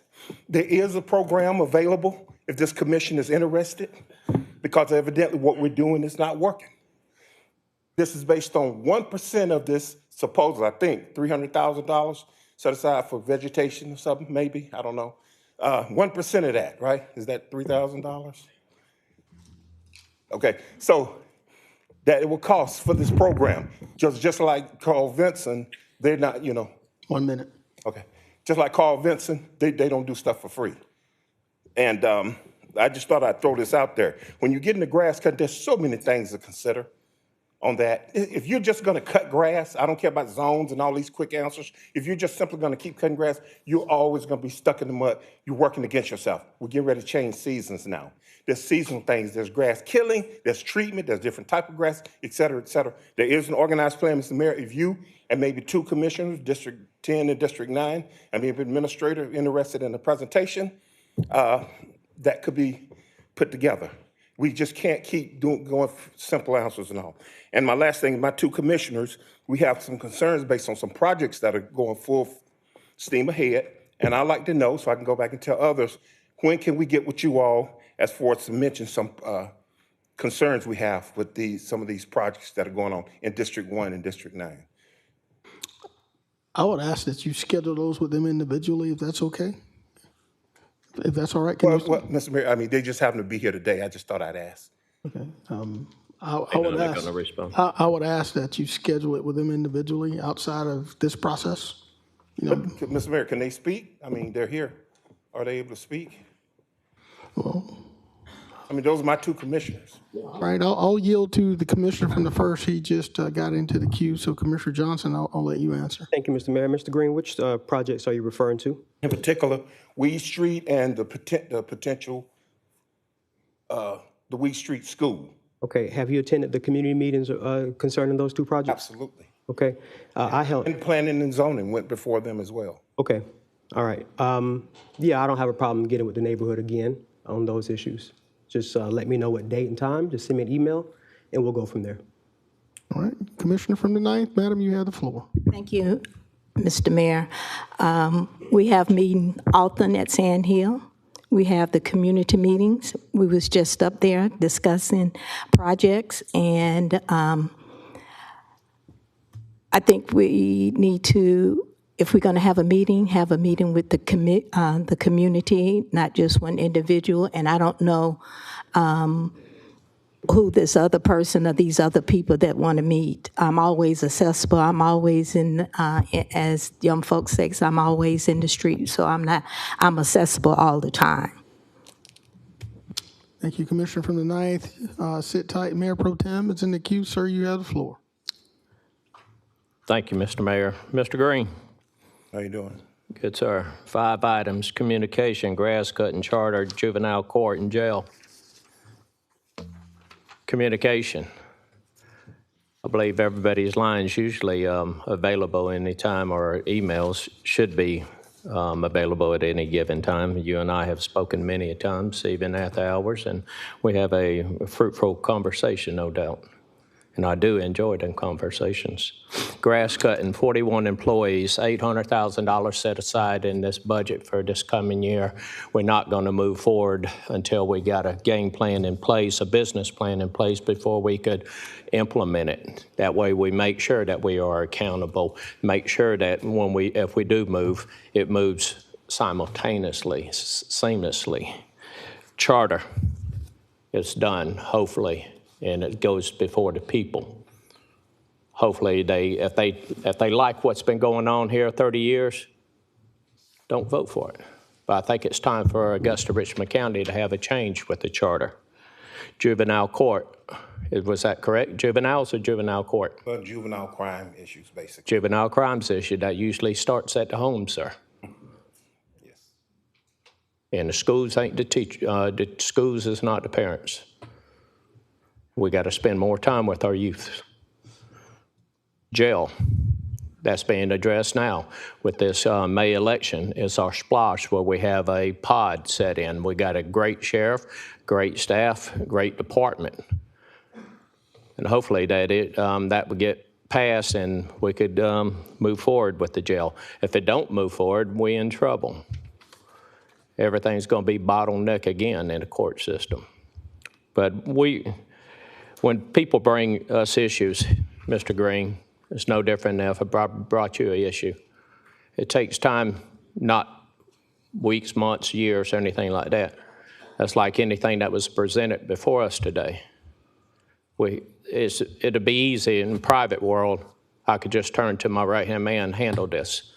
But in the government world, you got to go to administrator, you got to go to department directors, which goes to the employees. It's not as simple as ABC. And that's where they come up with that version, the red tape. But we do hear you loud and clear, Mr. Green, and you do have everybody behind this dais that's trying to do their best and trying to devote to. But like I said, I told my colleagues this before, if any time to be on the commission at the worst time is this time over these past couple of years, from getting hit with the storm to being hit with a $21 million budget, just actually coming out of $11 million shortfall. And with this charter, and will as hopefully change with this charter. So, Mr. Green, as always, thank you for coming before us. We are looking at that bus issue to make sure that we could try to speed it up to where the people are taken care of. And I don't think I missed one of your issues whatsoever, but thank you for coming before us. Mr. Mayor, man. Yes, sir, continue. Yes. Yep. First of all, when I come here, there are 10 members here. 2 of them represent me. I don't speak for my community in Sand Hills. Nobody in Sand Hills speaks for me, and I don't speak for anybody in Sand Hills, Boot Hills, or any other hills. And I'm not going to be held necessarily to, I don't care about whoever else wants to meet. They're not down here right now taking time out from their work and their time. This takes 4 hours of my time. I'm not complaining. That's just a fact, coming here 2 o'clock in the afternoon. Really not trying to hear that, with all due respect. I would like to know, the 2 young ladies, Mr. Mayor, that was with me, the number one thing they said was like, because they disagreed with me. I say, Bill, I don't care if you put an Empire State Building over there on Wheat Street. Build it like you let your heart's desire. But it's the world we live in, we can agree to disagree in a very civil way. So I'm coming up as a constituent. Don't hold the other people in my district. I don't know what they're doing. I'm here talking to my two districts, and I'm being very, I think, polite with it or whatever. I want to have, and some other people want to have this dialogue. I don't have to do a commission meeting or whatever these too many meetings for me anyway. I just want to. Some people like, and I'm one of them, but I definitely like to get together on that. The other thing, Mr. Mayor, please give some thought to that. What I said, it's a plan or whatever the case. It's not complimentary, just like Carl Vinson isn't complimentary. But I tell you what, it can set the standard for grass and what's the other thing? Vegetation. Grass and vegetation. Yes, sir. You can save a whole lot of money with it, and it will set up a standard to be followed. And you may not have to consolidate that office. I know it's been talked about, in this chamber. And Mr. Mayor, you ever heard one guy? There's a famous line from a historical standpoint. You better hope it's short. It's a short line. It is. Okay. And the guy said, "Don't bother me. I'm busy." Who was this guy? He was one guy up on the Titanic on duty. And they were trying to tell him that they were headed towards those icebergs. But his reply with them was, "I'm busy." And we know what happened to Titanic. It's all fine and well. Let's get our city moving. Yes, sir. Thank you, Mr. Green, for being here. Thank you so much, sir. Madam Clerk, I think that concludes a almost 2-hour delegation and recognition portion. It's time to get down to business now. I think that takes us to the consent portion of our agenda. I see you chuckling over there. Let's move on with the people's business. Madam Clerk, are there any addendums to today's agenda? Yes, sir. We're going to put it on the screen. Okay. We're asking for the delete not be deleted. Items. You got to turn your mic on. Turn your mic on, madam. You need to turn your mic on, Madam Clerk. All right. Thank you.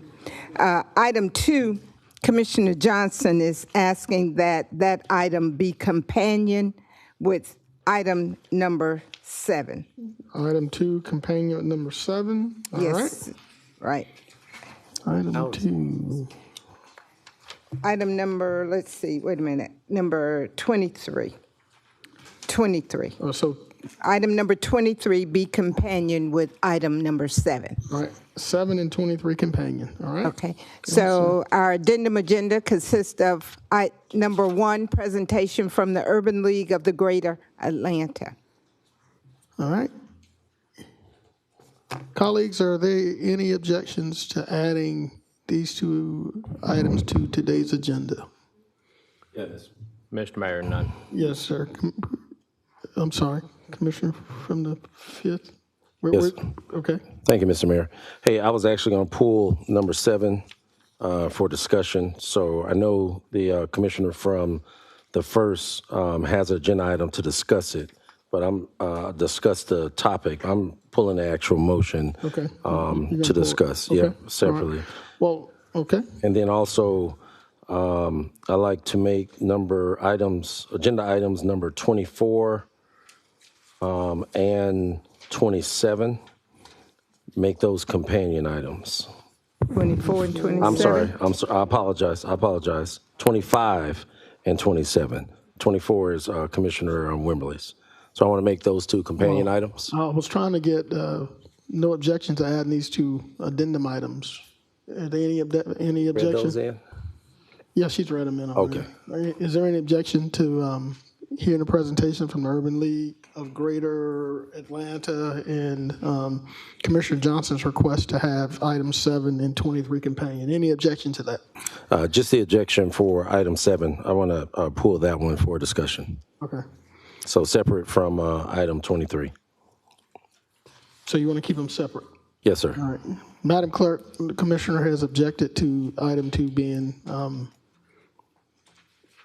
combined with item 7, that he wants to pull it. But there's no objection to moving forward item from the addendum item 1 to be added to today's agenda. All right? Okay. All right, let's get through this, guys. All right, who's up first? Are we doing that without objection, right? We're doing that without objection. Didn't hear any objection. Okay. All right, colleagues, we got items number 1 through 21 on a consent the agenda. Consent agenda with Commissioner Clark has already requested that item 7 be pulled. If there's no other dialogue or discussion, I'd love to entertain a motion. No, sir, can we Yeah, announce the okay. alcohol petition if there are Yes, any ma'am. objectors? All right, come on. Yes, ma'am. Okay. We call your attention to item number 1, a motion to approve an existing location ownership for on-premise consumption liquor beer and wine license to be used and Sunday sales to be used in connection with 2417 Milledgeville Road. Are there any objectors? 2417 Milledgeville Road. Any objectors? Madam Clerk, seeing or hearing none, let's keep moving. Okay, that's it, Mr. Mayor. Our consent agenda consists of items 1 through 21. It's 1 through 21. With no objectors to our alcohol petition. No objectors. Commissioner Wayne Guilfoyle. I'd like to consent agenda item number 22. Number Item 22. number 22 would like to be consented. All right, I hear from, I think I heard a commissioner say he has questions. Who's that? Commissioner from the first has questions, so it cannot be added to the consent agenda, sir. All right, Commissioner from the fourth. Mr. Mayor, on item 24, I would like to move that to the end after the discussion by Coastal, and so that's 25, 26, and 27. I'd like for 24 to go after that. All right, I could probably entertain that request. Thank you. All right, so 25. 27 25 and 27. 26 is different now. So you want to go after 25 and 27? That's your request, Commissioner from the fourth? You want 24 after 25 and 27? If you're going to make They're companion 25 items. and 27. You want those to present a first? companion, Yep. then I'll go after them. Go ahead, you got it. All right. All right, can I get a motion, please? Motion to approve. Motion to approve. The only item, Madam Clerk, that I show as being, that's being pulled is item 7. 7, yes, sir. Okay. All right. Colleagues, we're ready to vote. Well, we need the motion, I heard Mr. Clark and Ms. Rice, is that? Second. All right, so Commissioner Rice made the motion, Commissioner Wembley seconded the motion. Well, Mr. Clark made the motion and then she seconded, that's how it went. Okay, so I'm sorry, I wasn't paying no attention. Mr. Clark made the motion? Huh? All right, so Commissioner Rice, will you second the motion, just for the record? I'll second that. All right, Thank you. that's Mr. Clark made the motion, Commissioner Rice seconded it. We're voting.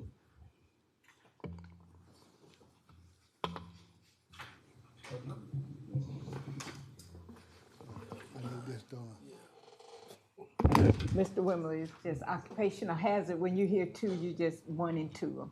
Okay.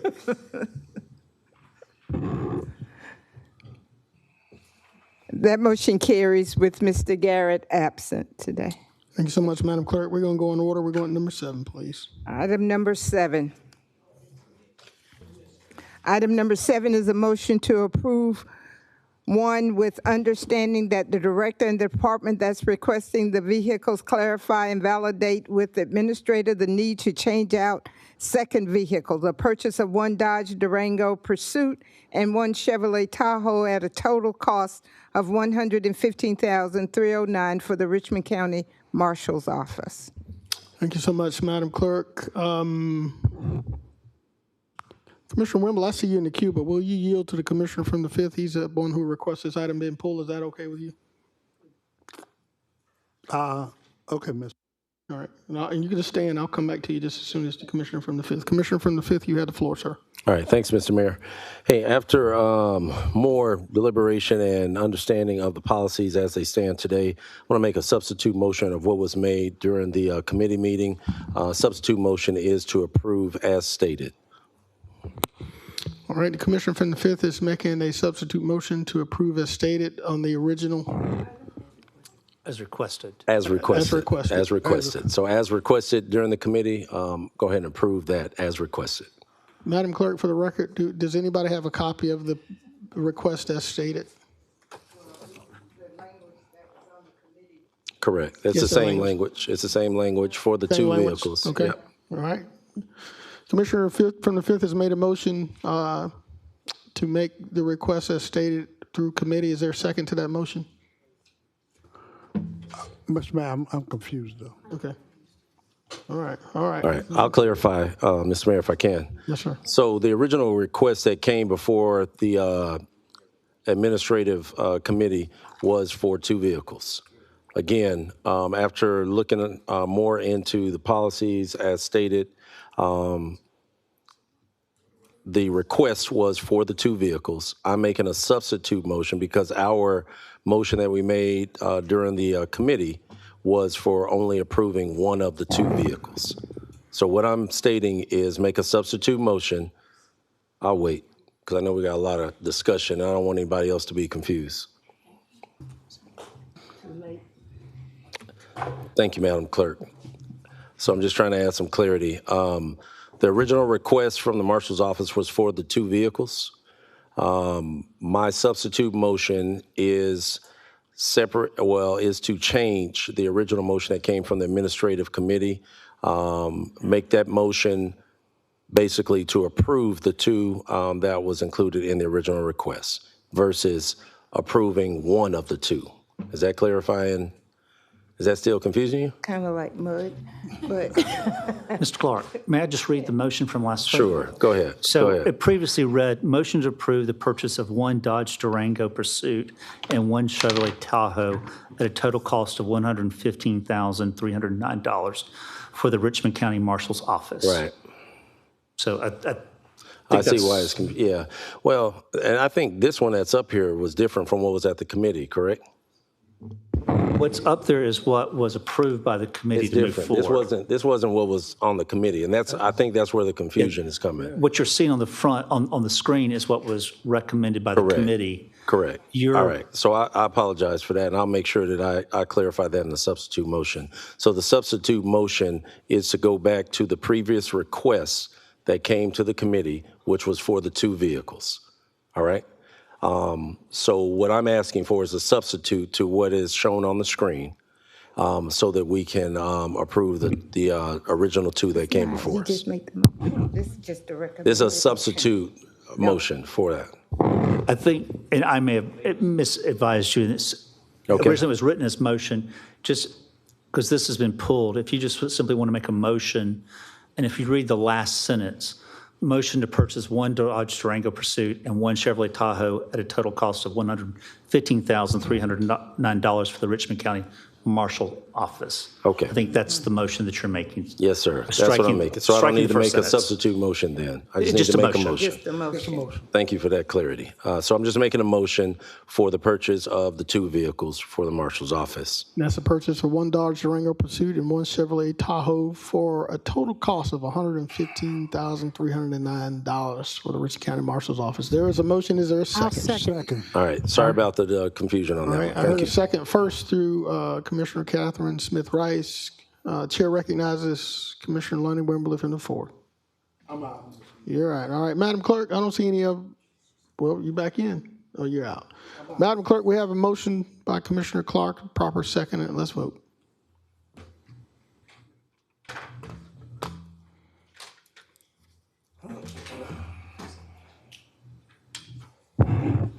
That motion carries 9-1 with Ms. Slindeck voting no. Thank you so much, Madam Clerk. Let's move on to the next item. Item 22, please. Item 22 is discuss Marshal's Office vehicles request.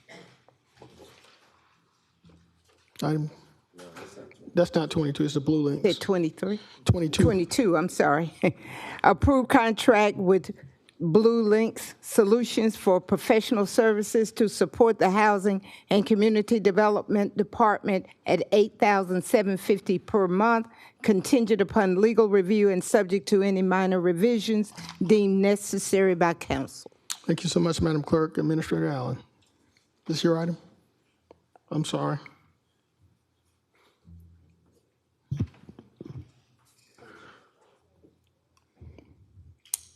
Ms. Allen, while we're waiting, can you just give us a brief description of what this is for, please? Yes, sir. This is to bring a consultant in to help augment the operations of our Housing and Community Development Department, specifically in our financial area. As you all know, as the community knows, there's been some concerns of how we have operated financially when it comes to our housing and community development. And so we want to bring somebody in here to help us get a kind of a reset to ensure that we have the proper policies and things in place that will help move that department forward. So we're asking for your approval.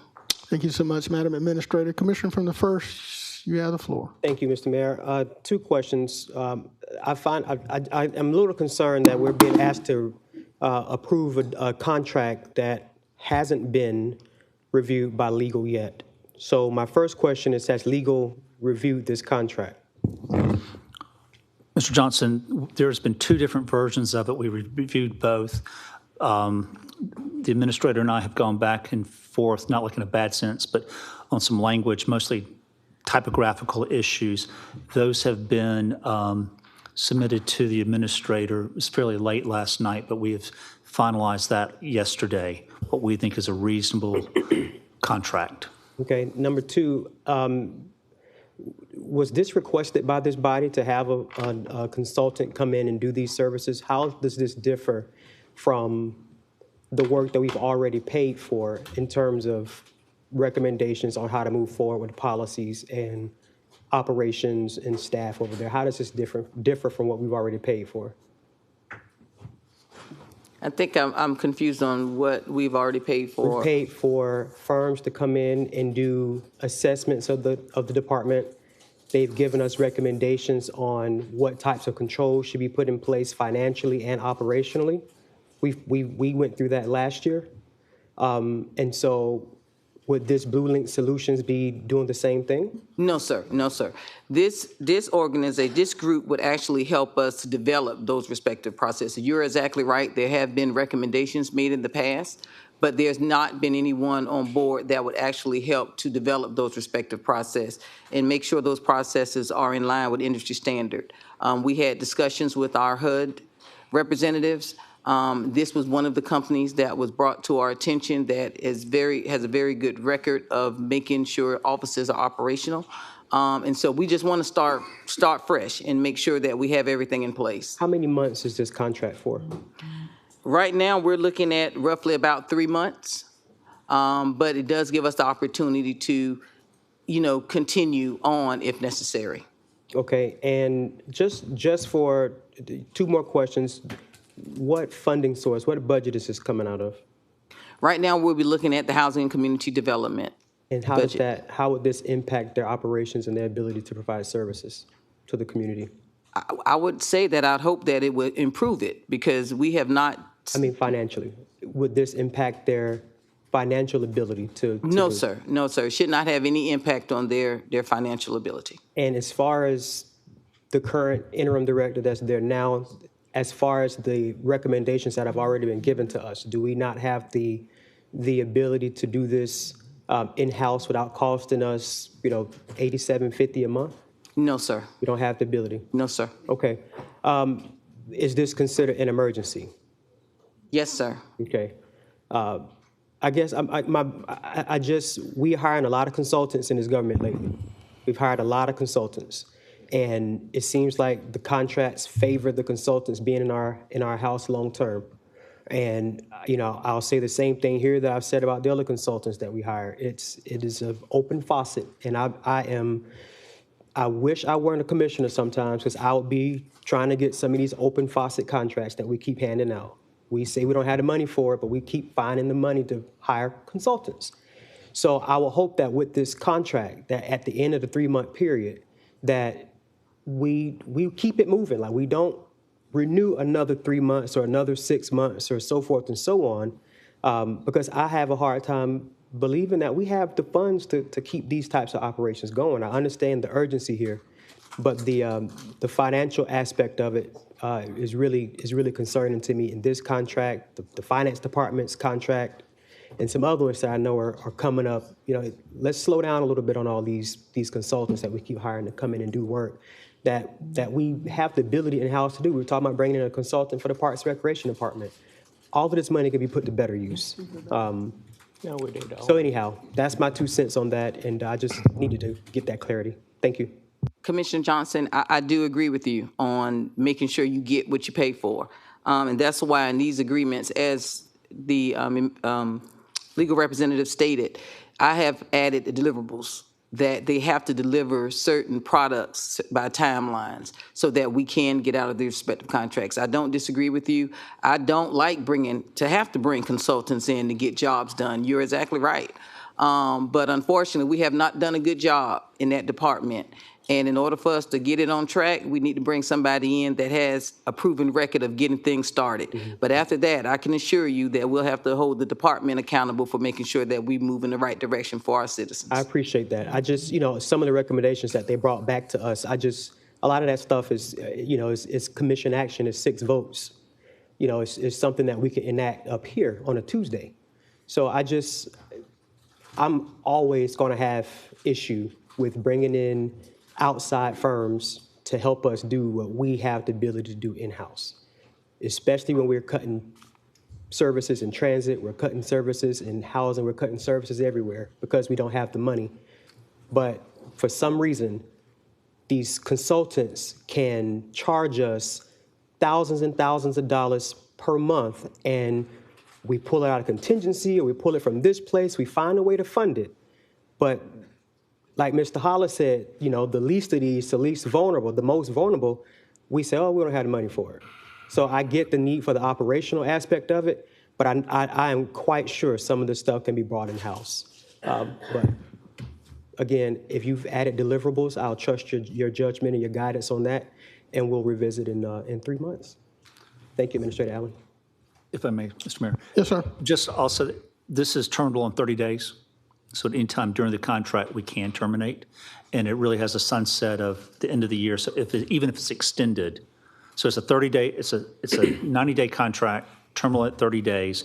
If you decide to extend it, which we only have to give them notice, otherwise it terminates, then it's a end of the year. So it's not a long-term. I've been here for 5 years. I know exactly what that means. And I also know how this body operates sometimes. And I also know that just because we have an ability to get out and not go for it doesn't usually mean we take that ability. Understood. All right? Yes, sir. Thank you, Jim. Chair recognizes Commissioner from the 10th and Mayor Pro Tem Wayne Guilfoyle. Thank you, Mr. Mayor. This is for my colleague from the 1st, Mr. Johnson. While you was out on leave with the loss of your father, my condolences on that we actually had brought up Blue Links solutions 2 different times that the administrator had brought before us. With everything that's been going on within HCD, I'd rather spend a couple $1,000s instead of keep losing millions of dollars what we had to pay. And that's where no different than the auditor with the Rex department that took 7-8 months to do, they had brought back. They didn't find fallacy, but what they did is find the fallacy in the policy and procedures that we did have. This company here has a strong background. They have a proven track record, and it was unanimous support both times in consensus. It wasn't no vote in legal, fortunately. But anyway, I just wanted to bring you up to speed on that there was a lot of discussion on this, and they have a proven track record. My motion is to approve this contract. Thank you, Mayor Pro Tem. Is there a second for that motion? Second. There's a second from the Commissioner from the 7th, Commissioner Tina Slindak. Commissioner Johnson, the floor is yours. Thank you. I'm aware. I understand the narrative that you just shared with me. Going back to the whole Parks and Recreation situation, they brought back recommendations on policies and safeguards that should be put in place. But it was also discussed, well, maybe we can bring in a consultant to help Ms. Williams do it. Ms. Williams said it so eloquently. She said, I am not incompetent. I can do this myself. And I think that is the mentality that we need to begin to take as a government, is that, yeah, although this is a reputable company, and although they know what they're doing, we have people in our government who also knows what they're doing. We have people in our government, especially serving as an interim right now in that department, educated person who can do the work. I just want to make sure that we are not spending unnecessary money just to be spending unnecessary money. Some of the things that happened at HCD were internal controls that this governing body could have had policies in place to avoid. It wasn't just department happenings, right? So the point that I'm making, Mayor Pro Tem, is not whether or not this is a reputable company. It is the fiduciary responsibility that we have as a government to not just open up the door and turn the faucet on and walk away, especially if we want to be good stewards of taxpayers' dollars. And that's the only point that I am attempting to make, because, I would hate for us to get back to this point and have to say, hey, we said that months ago, just like we had to do on a number of items. So that's just the point of clarity from my perspective. Thank you. Thank you, Commissioner. Mayor Pro Tem. Thank you, Mr. Johnson. All right, Madam Clerk, we have a motion by Mayor Pro Tem Wayne Guilfoyle in the second. We're voting to approve this item as stated on the screen.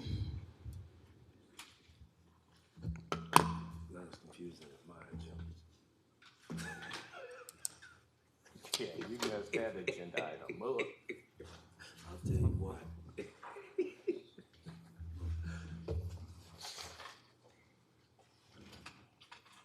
2368.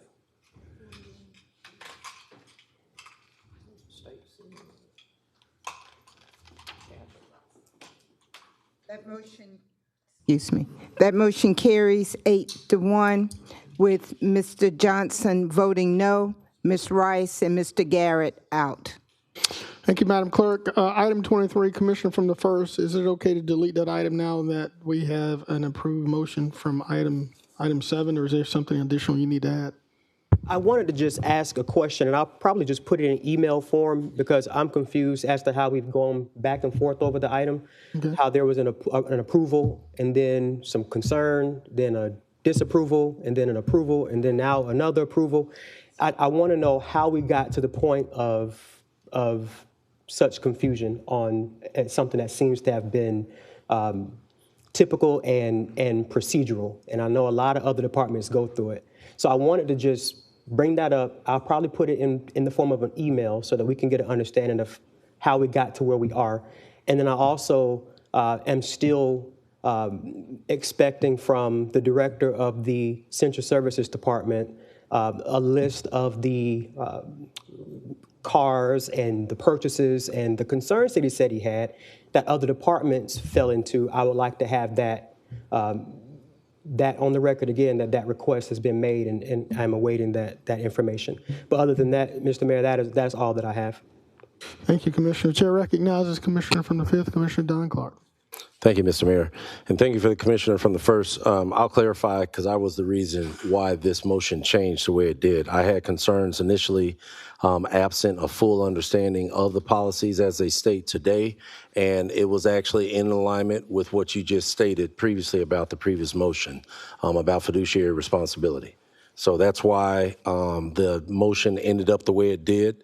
Again, after further understanding of the policies currently as they stand, that's why I made the motion to support the request as it was. So no harm, no qualm in me being able to stand on that understanding now that I have a better understanding, but I also will support these directors when they come up here to stand on the decisions that they make as well.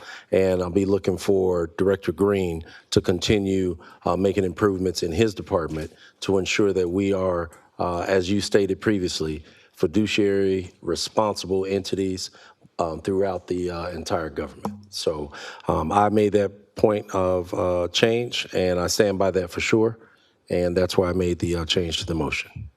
Thank you, Commissioner from the 5th. Madam Clerk, let's move on. There's been a request to companion items number 25 and 27 and then return to item 24. So for the record, can you read items 25 and 27 into the record, please? Yes, sir. Item 25, Mr. Chris Fisher, Mr. Travis Hitchcock, Coastal Waste and Recycling, with an update on the progress in the recycling program sign-up. Item number 27 is a presentation from Coastal Waste and Recycling regarding their services provided to the citizens of Augusta, Richmond County. Thank you, Madam Clerk. We have some representatives here from Coastal. I thought they were different. They the same thing. Sir, if you will, please state your name, and we know who you represent, but just for the record. John Casagrande, Senior Vice President for Coastal Waste and Recycling. Ms. Casagrande, sir, you have the floor. Right, thank you.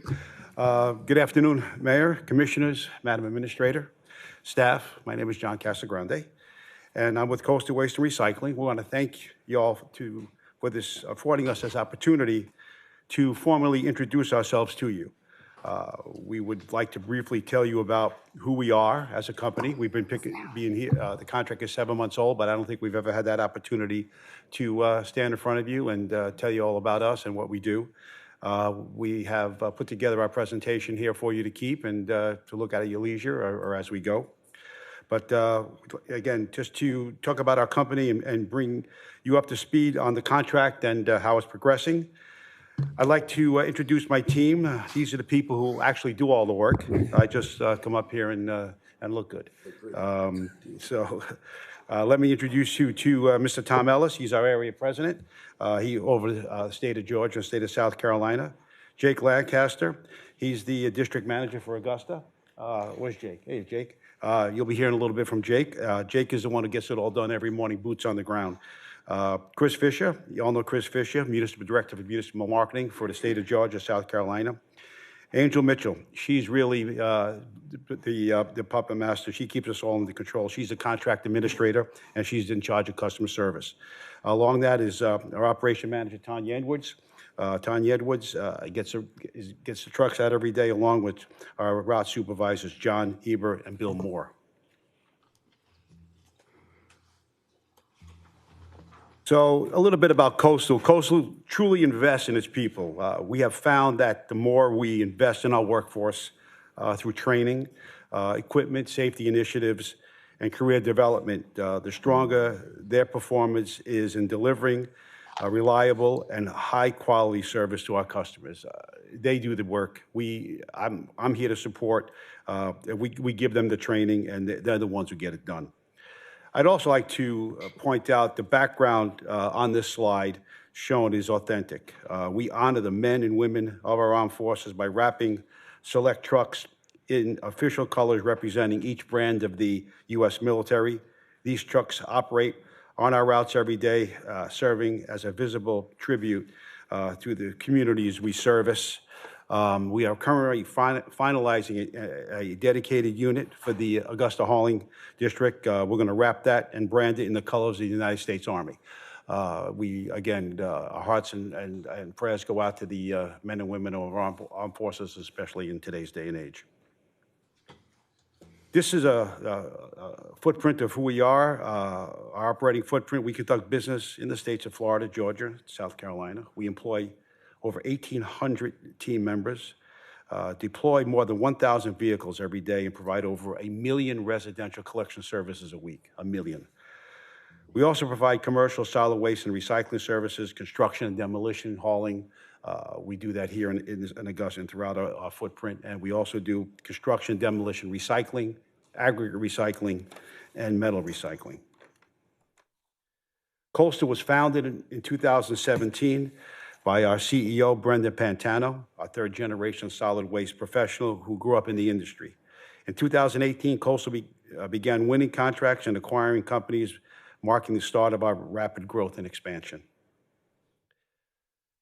In 2021, we came to Augusta. We entered into a contract with the city of Augusta by acquiring the company of Orion.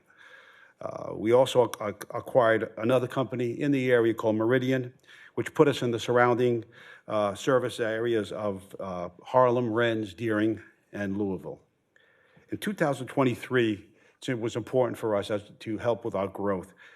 We took on a partner, Macquarie Asset Management, and they are one of the leading asset management companies in the world with $476 billion in assets, which makes us very, very financially sound and gives us the ability to grow, continue to supply our customers with the equipment and our employees with the benefits that they deserve by doing the work.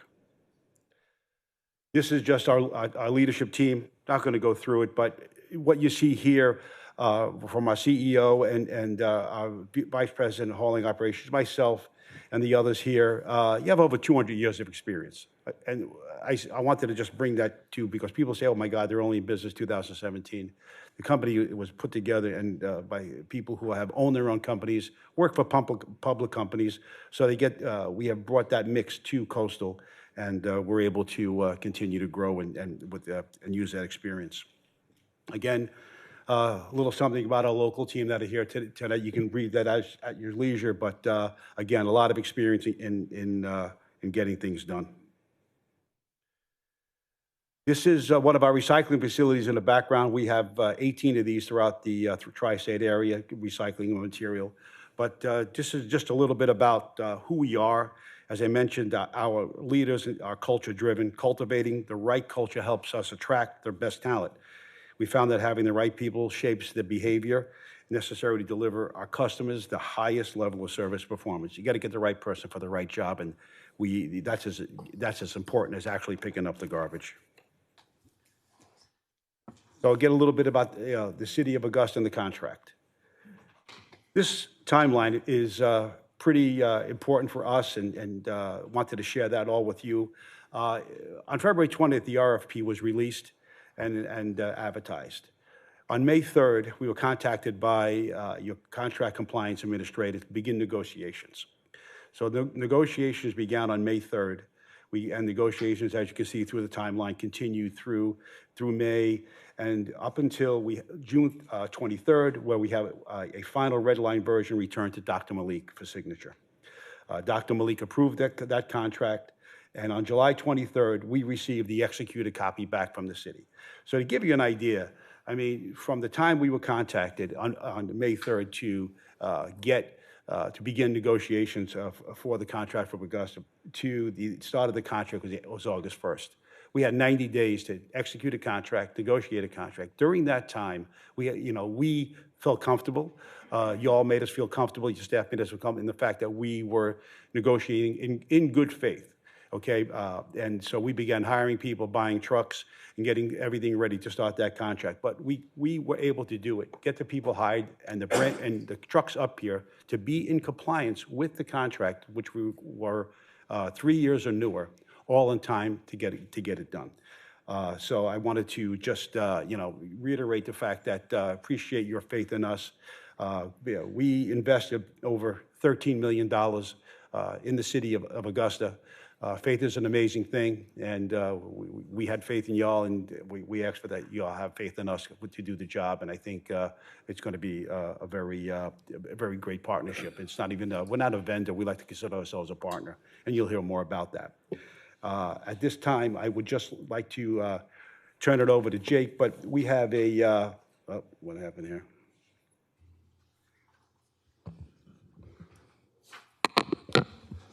Chris, they had a video that they were trying to play. It looks like it timed out.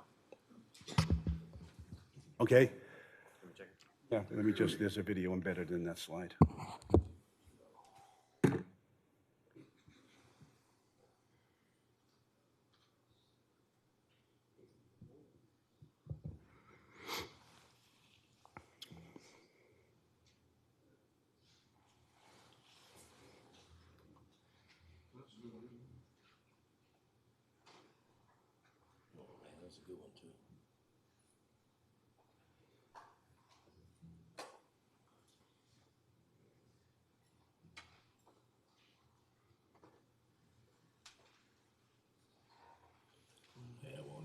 Right, well, there was a video, just a simple video of our truck going down on Augusta Street, picking up the 311 gray cans, to give you an idea of what we're doing out there and the equipment that we've supplied, but also to get into the separation. We'll talk about recycling in a little bit, but I'm going to turn it over to Jake to tell you what he's been doing to get things done.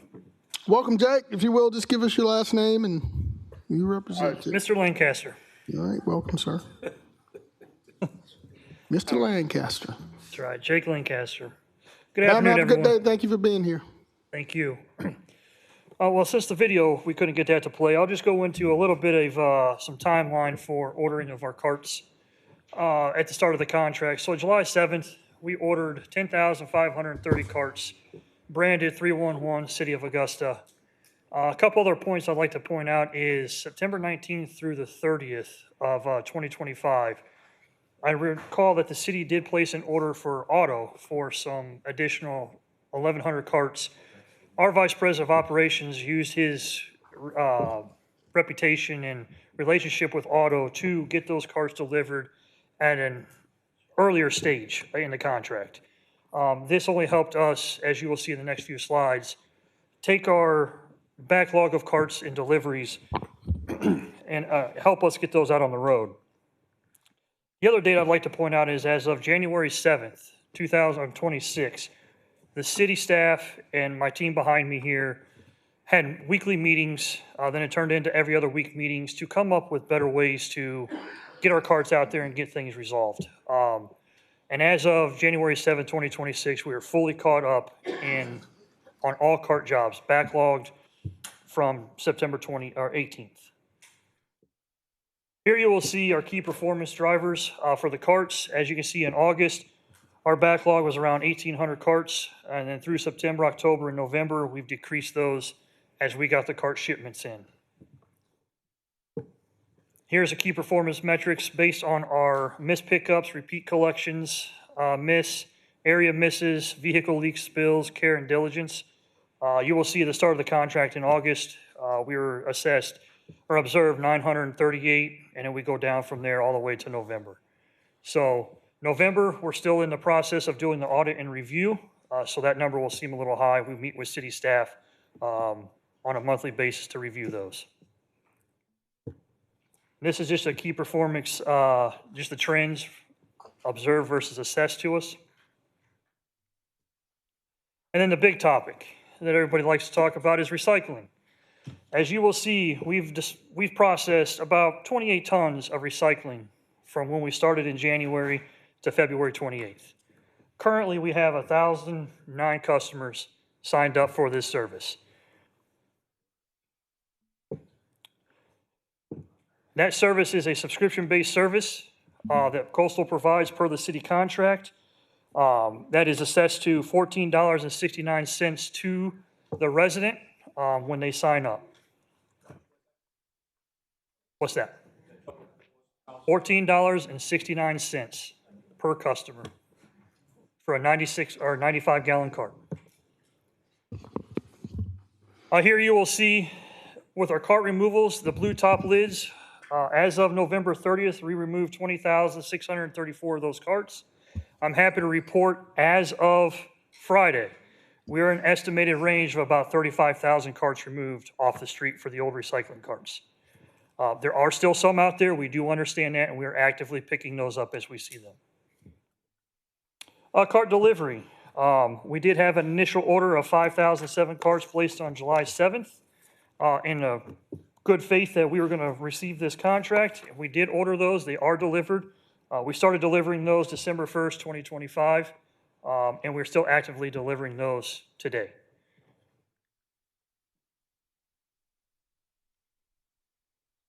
We had another video for recycling, but it timed out. But at this time, I would like to turn it over to Mr. Chris Fisher. Mr. Fisher. Good afternoon, Mr. Mayor and Commissioners. Good afternoon, sir. Coastal Waste cares deeply about this community. We're not only here as a vendor, we're here to support the well-being in the city and committed to supporting the customers and the broader community.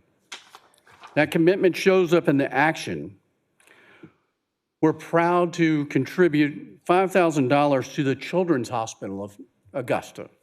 We supported Team Rubicon while they were in town doing the rebuilding after the hurricane. And we will continue stepping up wherever the city needs us.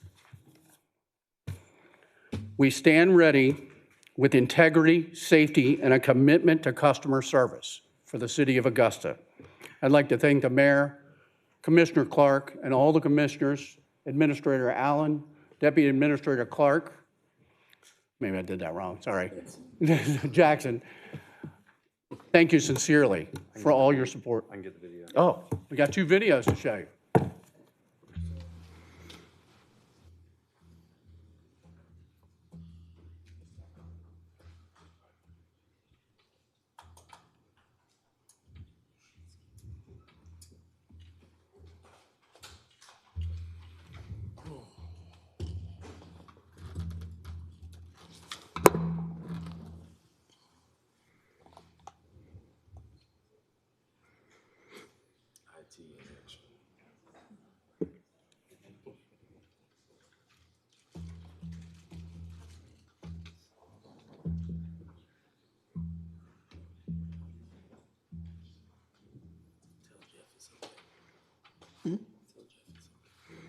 That's a little bit of pressure. There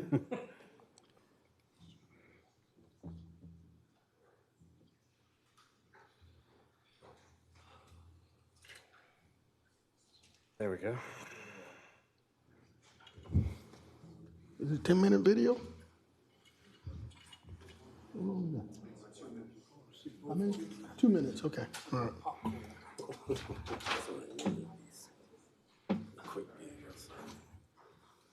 But the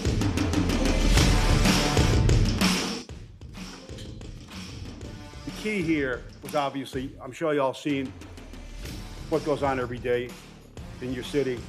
The truck picking up the garbage is very important. But what we heard loud and clear from y'all and the residents is, how do we get our recycling back? Well, this is picking up garbage, very different, obviously different truck.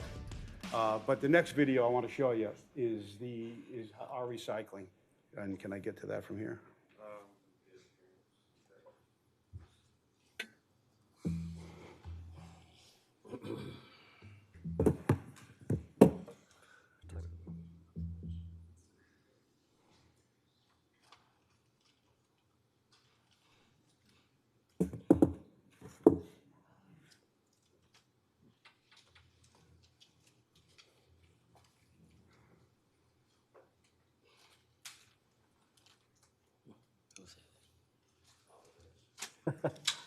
Testing my typing skills here.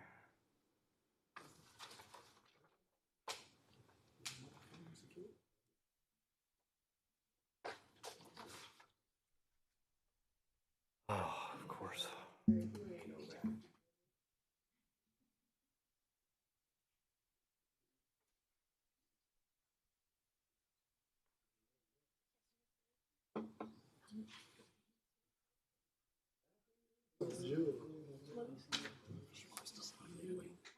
I guess I can wish you all a happy Augusta Eve, right? I mean, is that Master's Eve? Is that coming up? It's kind of like 311 and engineering. There's the conduit doesn't work as far as. You're wrong for that. All right. Here's recycling. Perfect. So our plan all along was to obviously do recycling, but how do we get the residents to really believe it's recycling again? And there's been some obviously ups and downs with the recycling program here, but what you're going to watch is, number one, it's a different truck. Okay, it's a different truck that picks it up. The employee goes out there and you can watch it get packed in there, and he can see the contamination that goes in there. If there's any garbage in there, he opens the lid, he takes it out and puts it back in the 311 can. But this is the recycling that goes on throughout the city every day. And again, it's just different truck, different color bins, different ways done.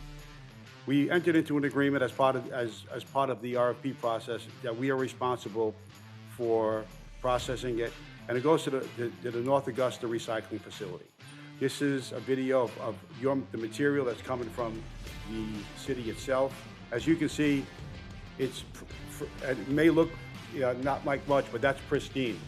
That's pristine recycling. There's less than a 5% contamination, which in a single stream environment, in a single stream capability, you can read about it.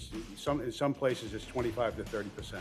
But this is your material being processed. We took the time to send the video crew out there to watch your material coming across. But as you can see, it's very clean, and our goal obviously is hopefully to get as much recycling here in the city of Augusta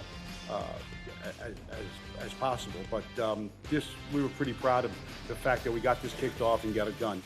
But the recycling is going on every day, and as you can say, recycling is back in Augusta. Real recycling going on every day.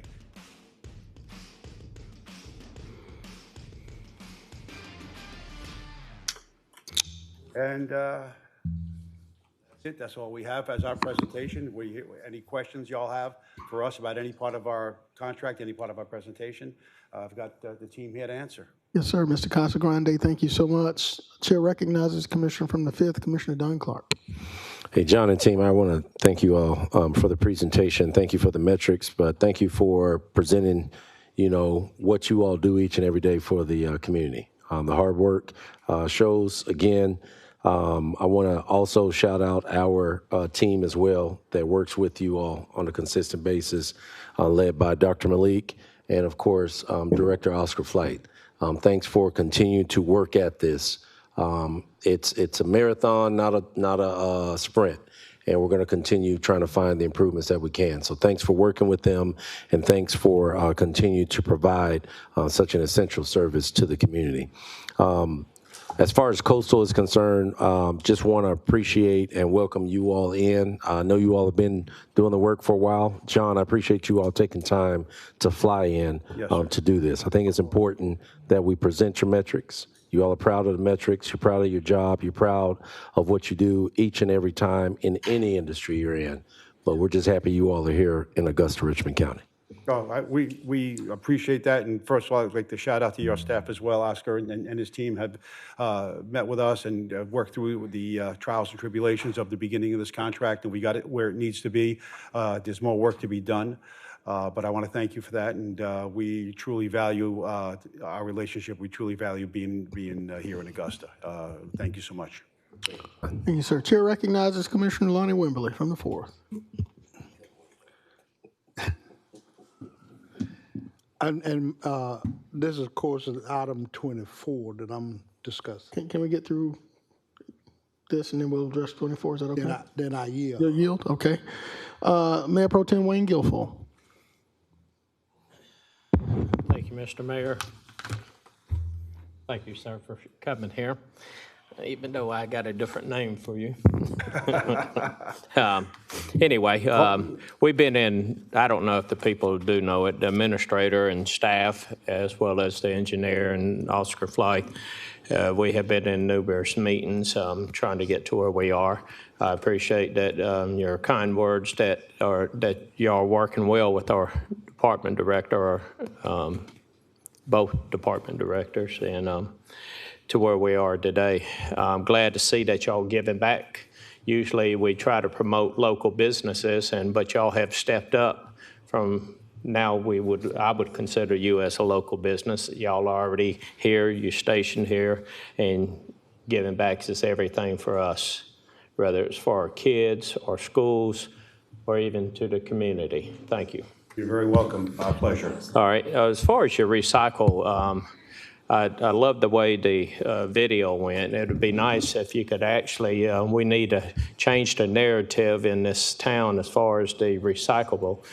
If you could put it out on the YouTube or share it with the commission, I would be happy to throw it out to on my Facebook to let the people know. I noticed that you had, 900 and something people signed up, even though you have 2,000 cans, I believe it was. Yeah, we have 5,000. We have 5,000. we've broken 1,000 though, so we're close to almost 11. We get 3 to 5 people sign up every day. So the more carts we get out there, I think it's like it dominoes into it. So right. Yes, sir. But getting it out there, that's a great idea. That's a great idea. And what you was bragging about the residents as far as it's a pristine recyclable, but it shows you the people who actually is willing to pay the difference in the money of the $14.69 a month, because if they carry enough, they're going to carry enough to make sure that it is supposed to be recyclable in them cans. And I'd like to thank you and your staff, and especially the guys that's actually picking up all this stuff. Thank you. Thank you, sir. Thank you, Mayor Pro Tem. Chair recognizes Commissioner from the 5th, Commissioner Don Clark.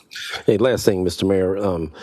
John and team, I want to shout out Jake and Chris Fisher specifically. I appreciate the responsiveness. Each and every time I've called you about an issue that we've had with the residents, you all have been Johnny on the spot. So can't say enough about that. Again, this is something that we're continuing to work each and every day to improve upon. But it takes partnership, it takes communication, but I just appreciate the diligence and the professionalism that you gentlemen have shown. All right, well, thank you for that. And if we could shout out to your staff, Administrator Allen and Mr. Jackson have, every time we need help, they're there for us as well. So I just want you guys to know that without them, I don't think we would have got this far this quick. So I want to thank you and them for their support as well during this time. Thank you so much, sir. All right, Madam Clerk, we're going to address that with item number 24. Madam Clerk, as requested by the Commissioner from the 4th, we're going to go back to item number 24. If you can, read it in for the record, please, ma'am.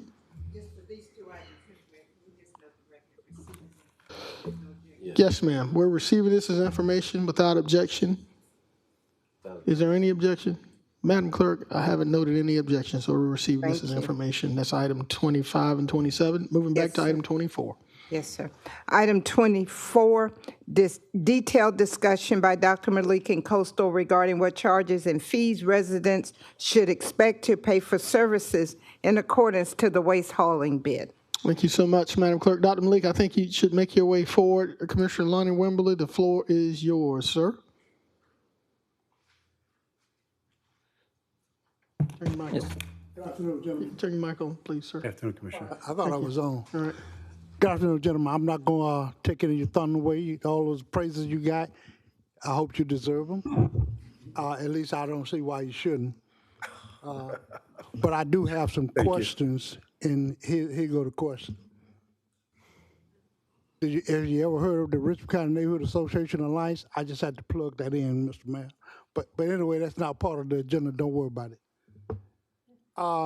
In the bid document, what is the price set that residents are expected to pay, and what additional costs that may not have been in that bid document that they're paying? For example, recycle.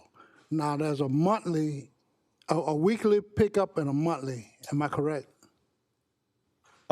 There were options in the RFP for different services. There was a weekly service, a bi-weekly service. There you go, the bi-weekly. And a monthly service. All right. Okay, and then we have everyone who has signed up has selected the weekly service at the $14.69. Gotcha. Good choice. Now, what is that? In order to get that can, is that a cost in the bid document for that can?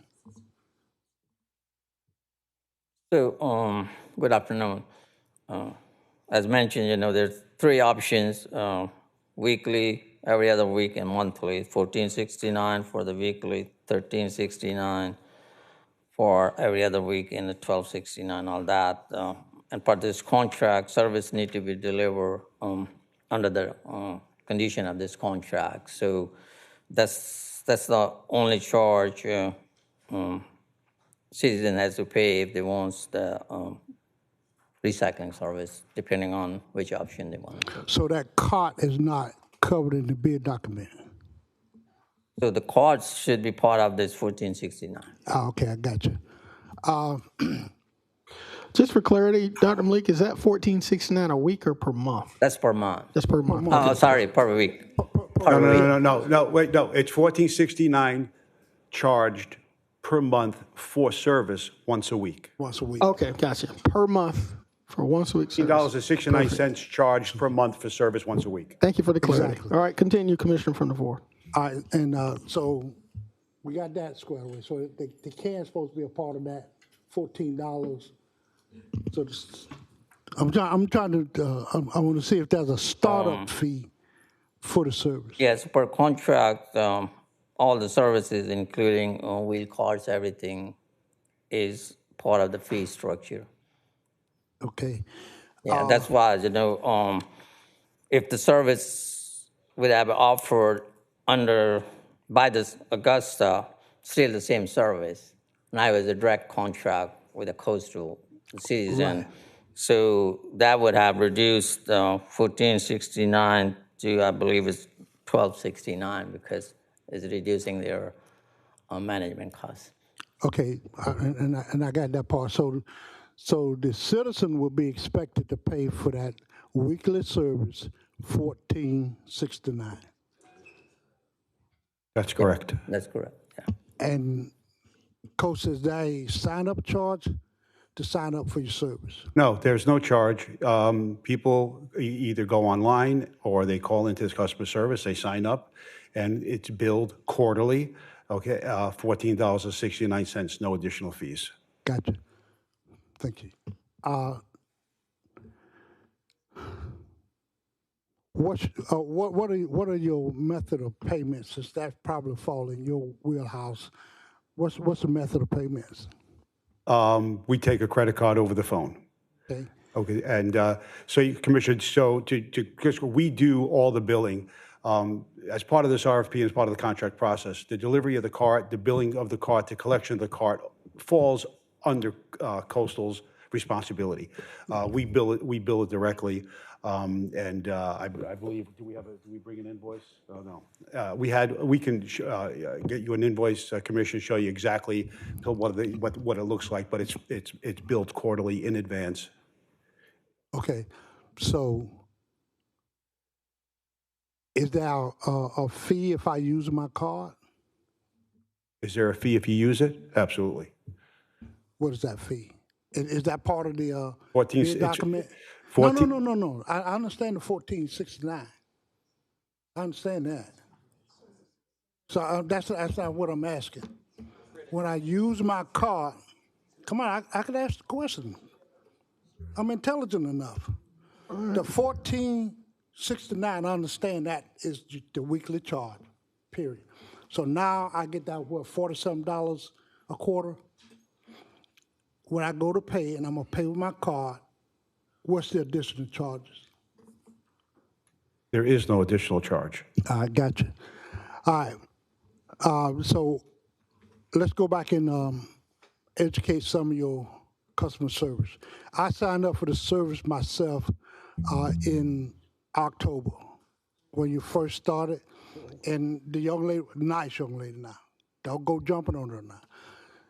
Problem. She gave me all the information, and I asked her, did I have to pay then? She said, no, you're just gonna be signed up, okay? And then when we start the service, then you'll get billed to pay.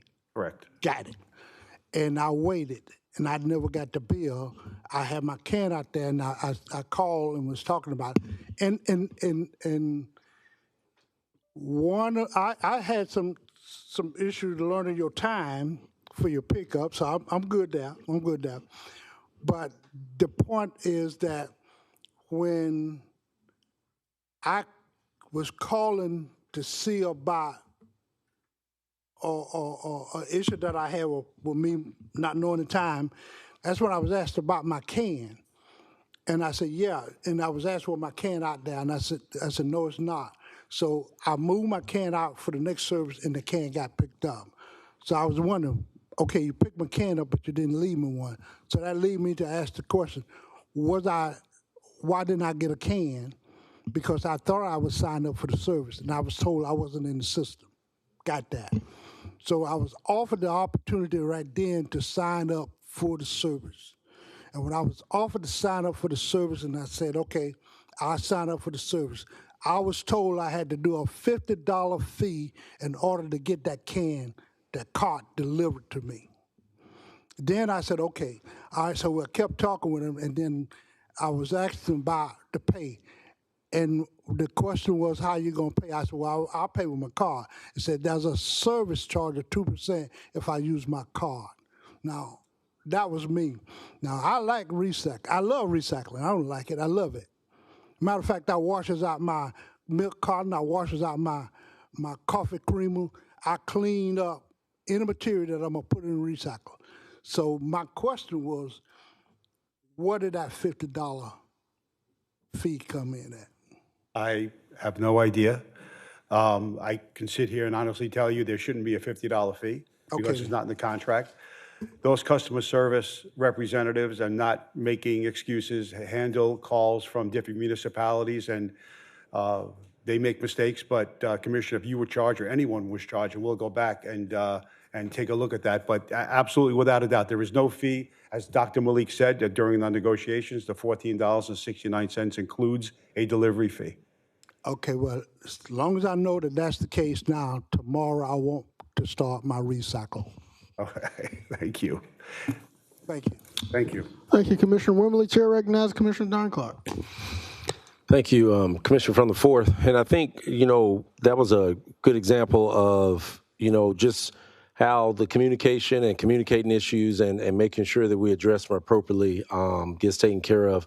And just like Commissioner Wimberly brought up his personal experience, if we have citizens that go through the same thing, let's just make sure that you all continue to be just as responsive. But we also will be as responsive in trying to communicate those as we come across them from the constituents. I appreciate his example, but I also appreciate you all's responsiveness and just continue to provide the best service that we can. The fact that he is that serious about recycling, you all probably want to make sure you sign him up again as soon as this finishes so that he can continue his efforts, because it's serious to him, just like it is many other constituents that have signed up for the service. And I can't knock anybody that is that serious about trying to be environmentally responsible as he is. So thank you guys. Please make sure that we follow up with him. And if we have any other constituents as we're talking about this that you all have issues, bring them up. Definitely bring them up to your commissioners. Call 311 so that we can log it in, and then we can reach out to the coastal team members as well. Absolutely. And commissioners, to all commissioners, if anyone does come in, they will get their $50 credited back, and there's no credit card fee. So again, it happens. I mean, like I said, you heard me in the presentation. We service over 1 million homes a week.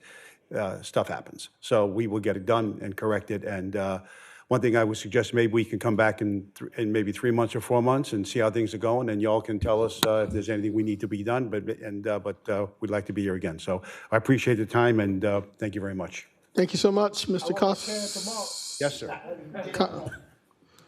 Right here. You can see this man in front of your house. Gentlemen, Mr. Lancaster. Commissioner, you will be taken care of. All right. Ladies and gentlemen, thank y'all so much for being here. Appreciate everything you do. Thank you very much. Appreciate everyone. All right, you got it. All right, Madam Clerk. Dr. Malik, is there anything you need to add before we close out? No, sir.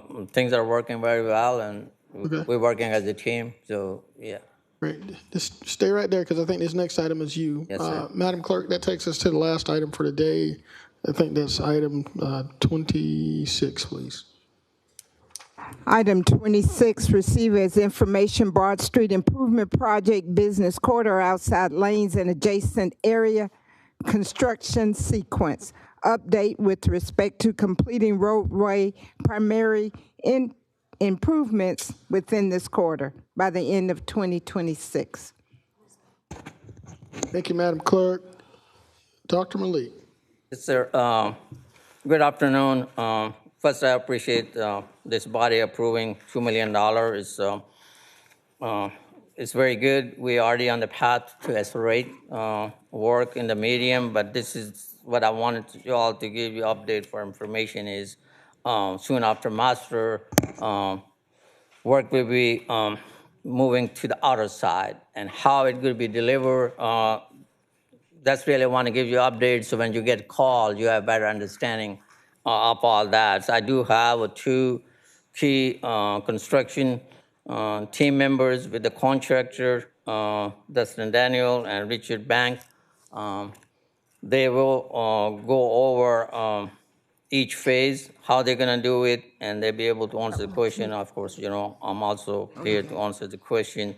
But they put it together, very productive, aggressive schedule, and we're moving forward. But really, my goal today was to update you all on where we are, where we're going, and how we're gonna accomplish to complete the improvement in the downtown corridor area up to 5th Street. So with that, I'm gonna turn over to the construction team, either Dustin Daniel is a senior on construction person, and Richard Bank is the project manager here every hour. He actually has an office in engineering building.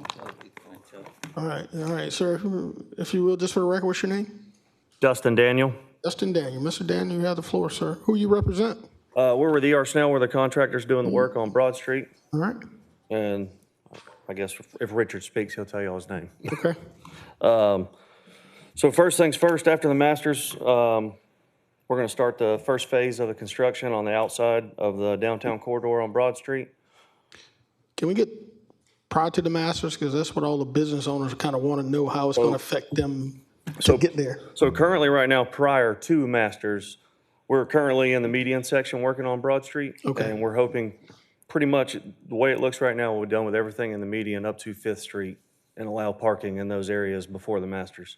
So for the record, you won't be on any of the sidewalks that impacts anybody's ability to have customers and tents on their sidewalks or any of that? No, not before the masters. Perfect. Thank you so much. All right. So after the masters, the schedule shows us starting phase 1 of the sidewalk demolition and reconstruction, which is, I guess, is the drawing on here, Dr. Malik? Yeah, we can go through this with the layout, and then we have the drawing, but we'll go through one typical section to actually display how this is going to work. But what display right now is the start date, where we're going to be, and how phase 1 and phase 2. Phase 1 is basically the outer driveway lane and some part of the sidewalk to finish the curbing. That will not prohibit any access to the businesses or, the sidewalk and all that, so. Yes. Yeah. All right, we'll just start at the top right here. Beginning April 14th, we're going to begin the outside phase of Broad Street Improvement Project. 2 crews will mobilize on the east and west side of the corridor at 13th Street. And then we'll begin the outside scope of work. And then to minimize the overall impact of the businesses and demolition, they'll be performed in 2 phases, which will allow pedestrians to walk on the sidewalk at all times, whether the new sidewalk in phase 2 or the existing sidewalk in phase 1. So phase 1 will involve removing the existing asphalt in the parking sections up to the midpoint of the existing sidewalk. This will allow installation of the new curb and initiation of the flat work that needs to begin. During this phase, the pedestrian traffic will still be able to utilize their existing sidewalks in front of the actual businesses and buildings through the downtown corridor. Phase 2, once phase 1 is complete, the pedestrians will access the phase 1 section of the job that we complete. And phase 2 will consist of, in the center of the sidewalk, there's a brick paver band. We're using that as a point to separate phase 1, phase 2. So phase 1, they'll walk on so when we hit phase 2, they'll walk on the phase 1 section from the brick paver in the middle of the sidewalk over towards closer to the road to access businesses, so they got somewhere to walk at all times. Dividing the corridor in 2 phases allows construction to progress more efficiently while providing safe access for business owners and customers. And then also, while construction is active at 13th Street, we're going to mobilize a 3rd crew at 5th Street and follow the same phasing approach. Once demolition and curb installation are complete in phase 1, sections of the block and crews will move to the next block and begin phase 1 there, maintaining project momentum and supporting schedule compliance to stay on speed. And currently this month, we're going to go ahead and get with Dr. Malik and the PR team and go ahead and release some stuff to the business owners to allow them to know what dates we're going to be in their area, how long we'll be in their area before we open it back up, and how the phasing's going throughout the process. So help me understand the phase 1, phase 2. When you actually get to the point to where people have to access, because I think this curb work is going to include all the way up into their door of entry, correct? Yes. So what are you going to do, I guess, when you get to that point where you have to tear out the part that's near their door, and how will they access it and all of that stuff? So some of the work's just going to consist of the business hours. If there's a business that's closed on Monday, we're going to utilize that date to pour that section to allow them access. Also, we plan on buying some temporary plates or something for them to walk over if there is, new concrete in place. But we're going to try our best to utilize business hours to prevent impacting anything. All right. Also, we've got a plan potentially to pour a high early concrete mix, which will cure within 6 to 8 hours so someone can walk on it quickly. Okay. Aside from that, the drawing that we're seeing on the TV currently shows the phasing. The red section is the phase 1 section that we're going to do, And then the blue section is the phase 2 section of the construction that we plan on doing. Okay, Richard? Anything? And for the record, can you give us your name, please? Yes, sir. Richard Banks, ERSNL. So just a little bit more in depth on what you're seeing on this screen. As Dustin said, the red that's through here is going to be the phase 1 section. That's from a flat work perspective. I know it's kind of hard to tell right here, but this line that I'm tracing with my cursor, that's where the 5-foot bike lane is going to be. And then there's also going to be little gaps in between kind of these paver areas. Some of it is going to actually be a planting area, while the rest of it is going to be actual flat work sidewalk to allow people to kind of still walk freely and have that access that we were talking about earlier. Once we get all of this in this section right here, we will move up to the next block. Say if we start at 13th, 12th Street will be the next portion that we'll do phase 1 as far as demo, while our other sub is completing and finishing that phase 1. And once they finish, that's when we'll flip everything over. And as Dustin was saying, that we'll go ahead this month and start speaking to the businesses individually, each one, and then see what hours would kind of least impact them as far as us doing this construction. I know every business is going to be kind of a individual cases, and we're already going around and looking at what businesses have double door access in the front, because that will allow us to essentially split the joint on that business to allow part of the entrance to be closed, and then we do the work on the other one, and vice versa, and that'll help out tremendously. But I think just speaking with the businesses individually and getting those hours and times that will least impact them will tremendously help us and keep project momentum moving forward. Okay. All right, we got. Also, another thing, so when we're doing this phase work, if anyone was wondering about the actual pedestrians that are going to be walking through there, on the phase 1 side, we're gonna put a barrier up separating the building side where phase 2 is going to be between phase 1 and 2. So anyone that walks out of a business or a building out there, they won't have access into the construction site where we're currently working, to give them a corridor to walk down safely. Okay. All right. Dr. Malik, before we open it up to the colleagues, is there anything else you need to add?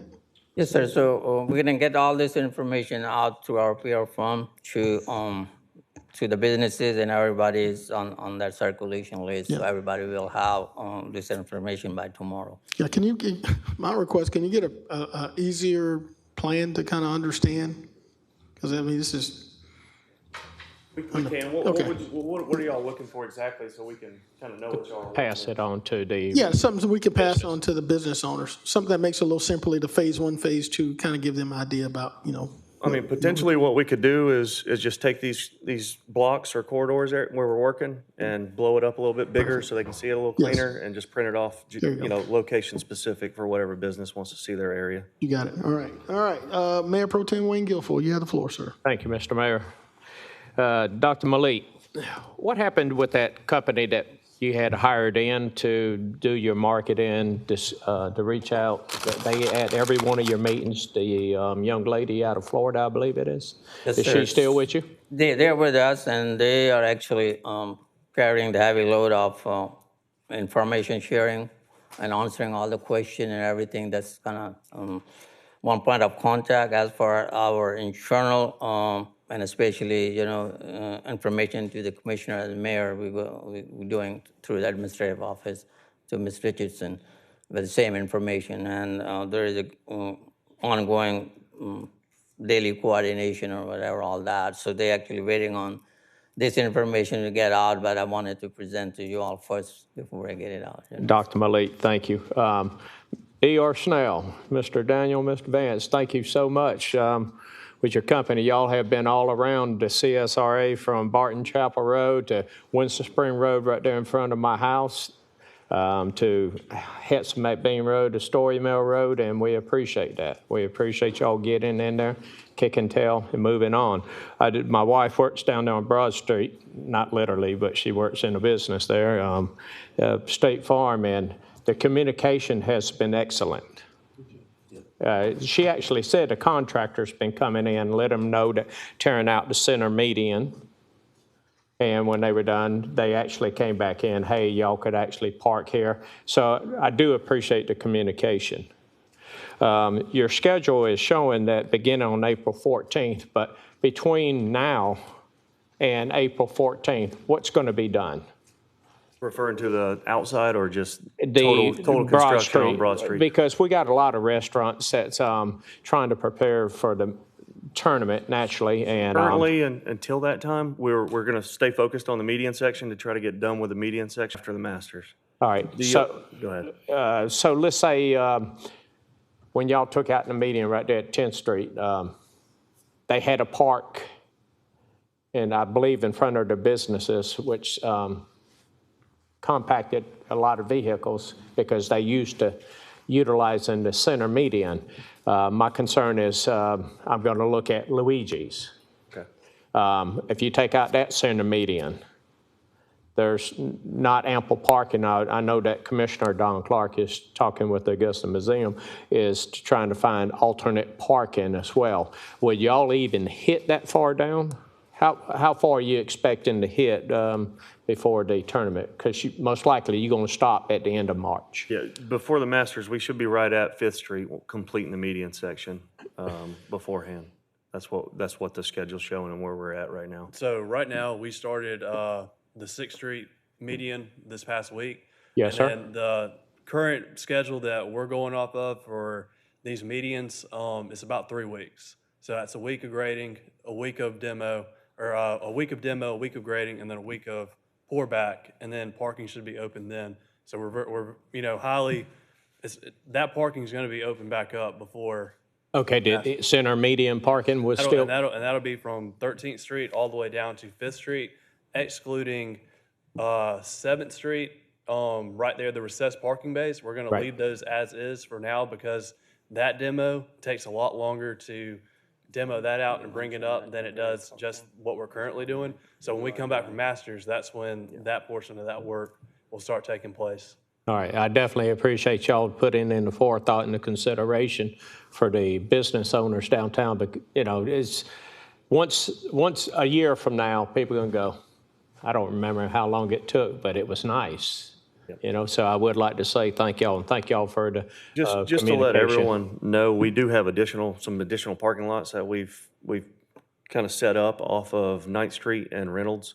Right. There's a gravel lot right there on the corner. We're going to utilize that for public parking to allow some more spaces for anyone in that downtown corridor who's looking for some parking areas that 9th and don't Reynolds want to access the parking deck. Okay. Thank y'all so much. Thank you for responding to my questions. All right, gentlemen, I think that's it.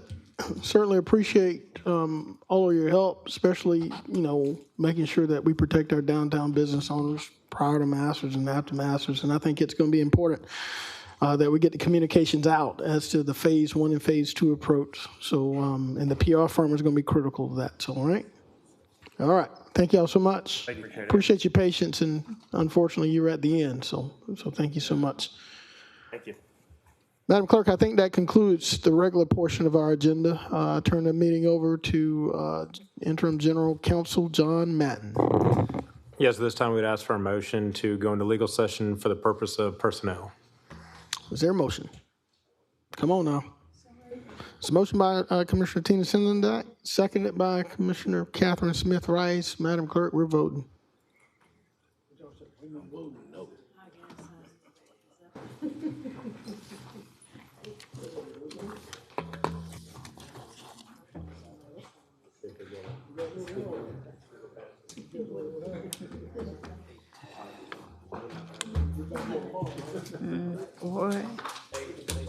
What? Let's see, Mr. Guilfoyle, Ms. Slindak, It'll be nice. It's got to be. Mr. Wembley, okay, well, no. Yeah, let's see, 1, 6, and 8, yeah, they go. That motion carries with Mr. Johnson, Mr. Lewis, and Mr. Garrett out. Thank you, Madam Clerk. We're now suspended to executive session.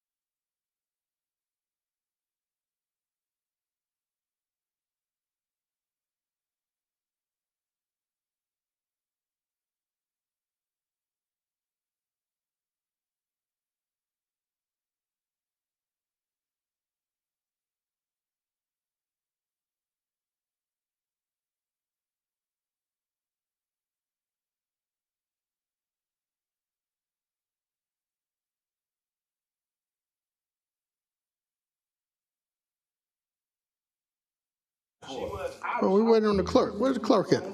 Hi. Waiting on the clerk. We missed it. Clerk.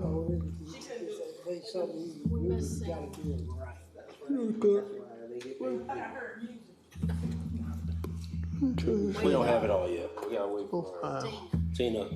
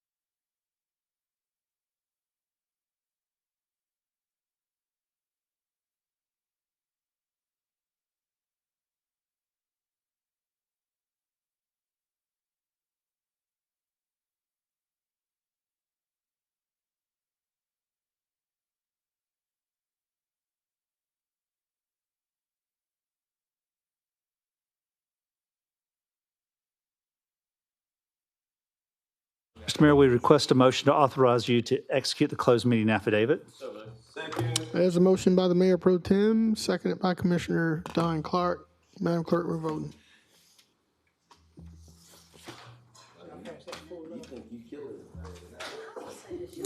When I pay attention, I'm bad.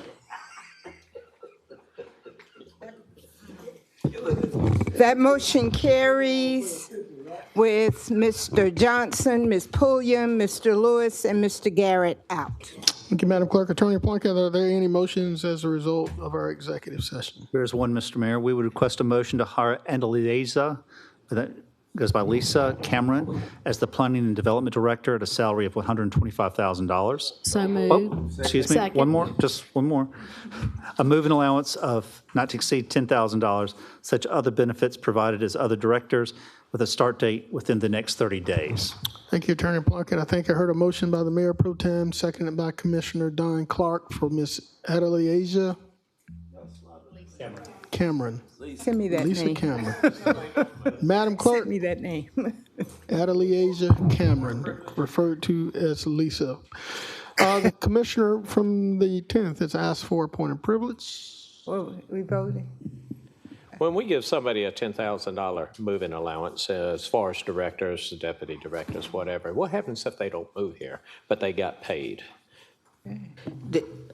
They do have to provide receipts. I'm sorry? They don't get the entire $10,000. They get up to $10,000 and they have to provide receipts. We reimburse them based on their receipts submitted. Thank you. You're welcome. All right, Madam Clerk, we have a motion and a second. Motion was made by Mayor Pro Tem Guilfoyle, seconded by Commissioner Clark. We're voting.